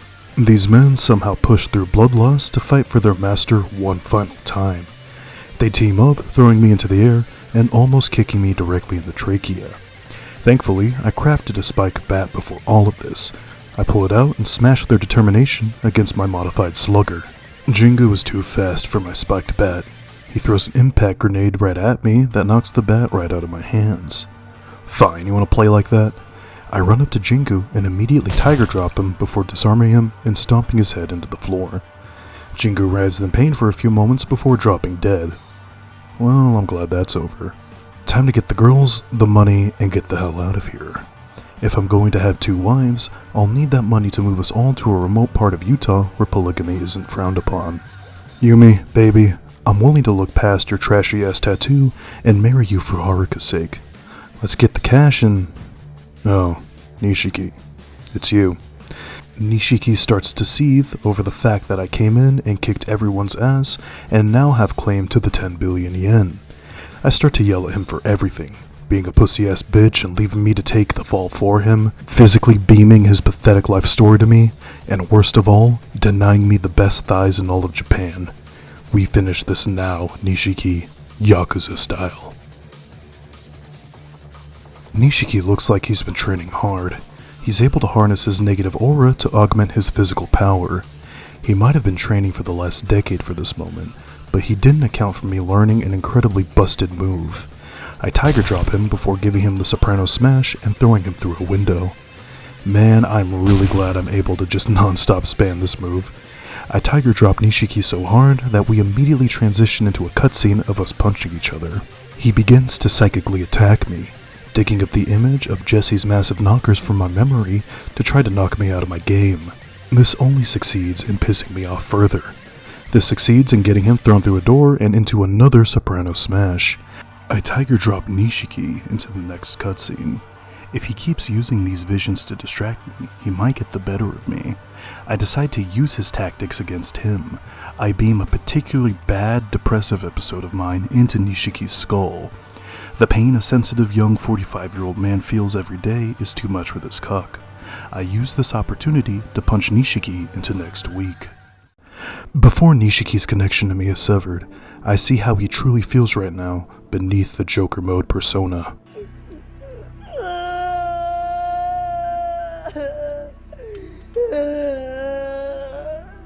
Nishiki is defeated. The cuck flashbacks are over. Time to get Yumi and Haruka out of here. Yumi, get the money. Let's go. What are you doing? Yumi has a woman moment, saying that this evil money must be destroyed so that all of this will end. Yumi, let's take a minute to think about this. We can start a whole new life with this money. Suddenly, I get a bullet through the thigh. Don't ask what's going on with my clothes, by the way. I don't know either. Jingu somehow is still alive and is mad as all hell. Before he can finish me off, Haruka defends me right before Jingu can take the final shot. We then see that Yumi ran in front of Haruka just in time to take the bullet. Damn it, does everyone forget that I'm bulletproof? As I hold Haruka's mom in my arms, Jingu approaches with murderous intent. Suddenly, Nishiki gets back up and stabs Jingu in the stomach. Nishiki takes Jingu's gun and aims at the bomb. He tells me that if he can't have the money, nobody can.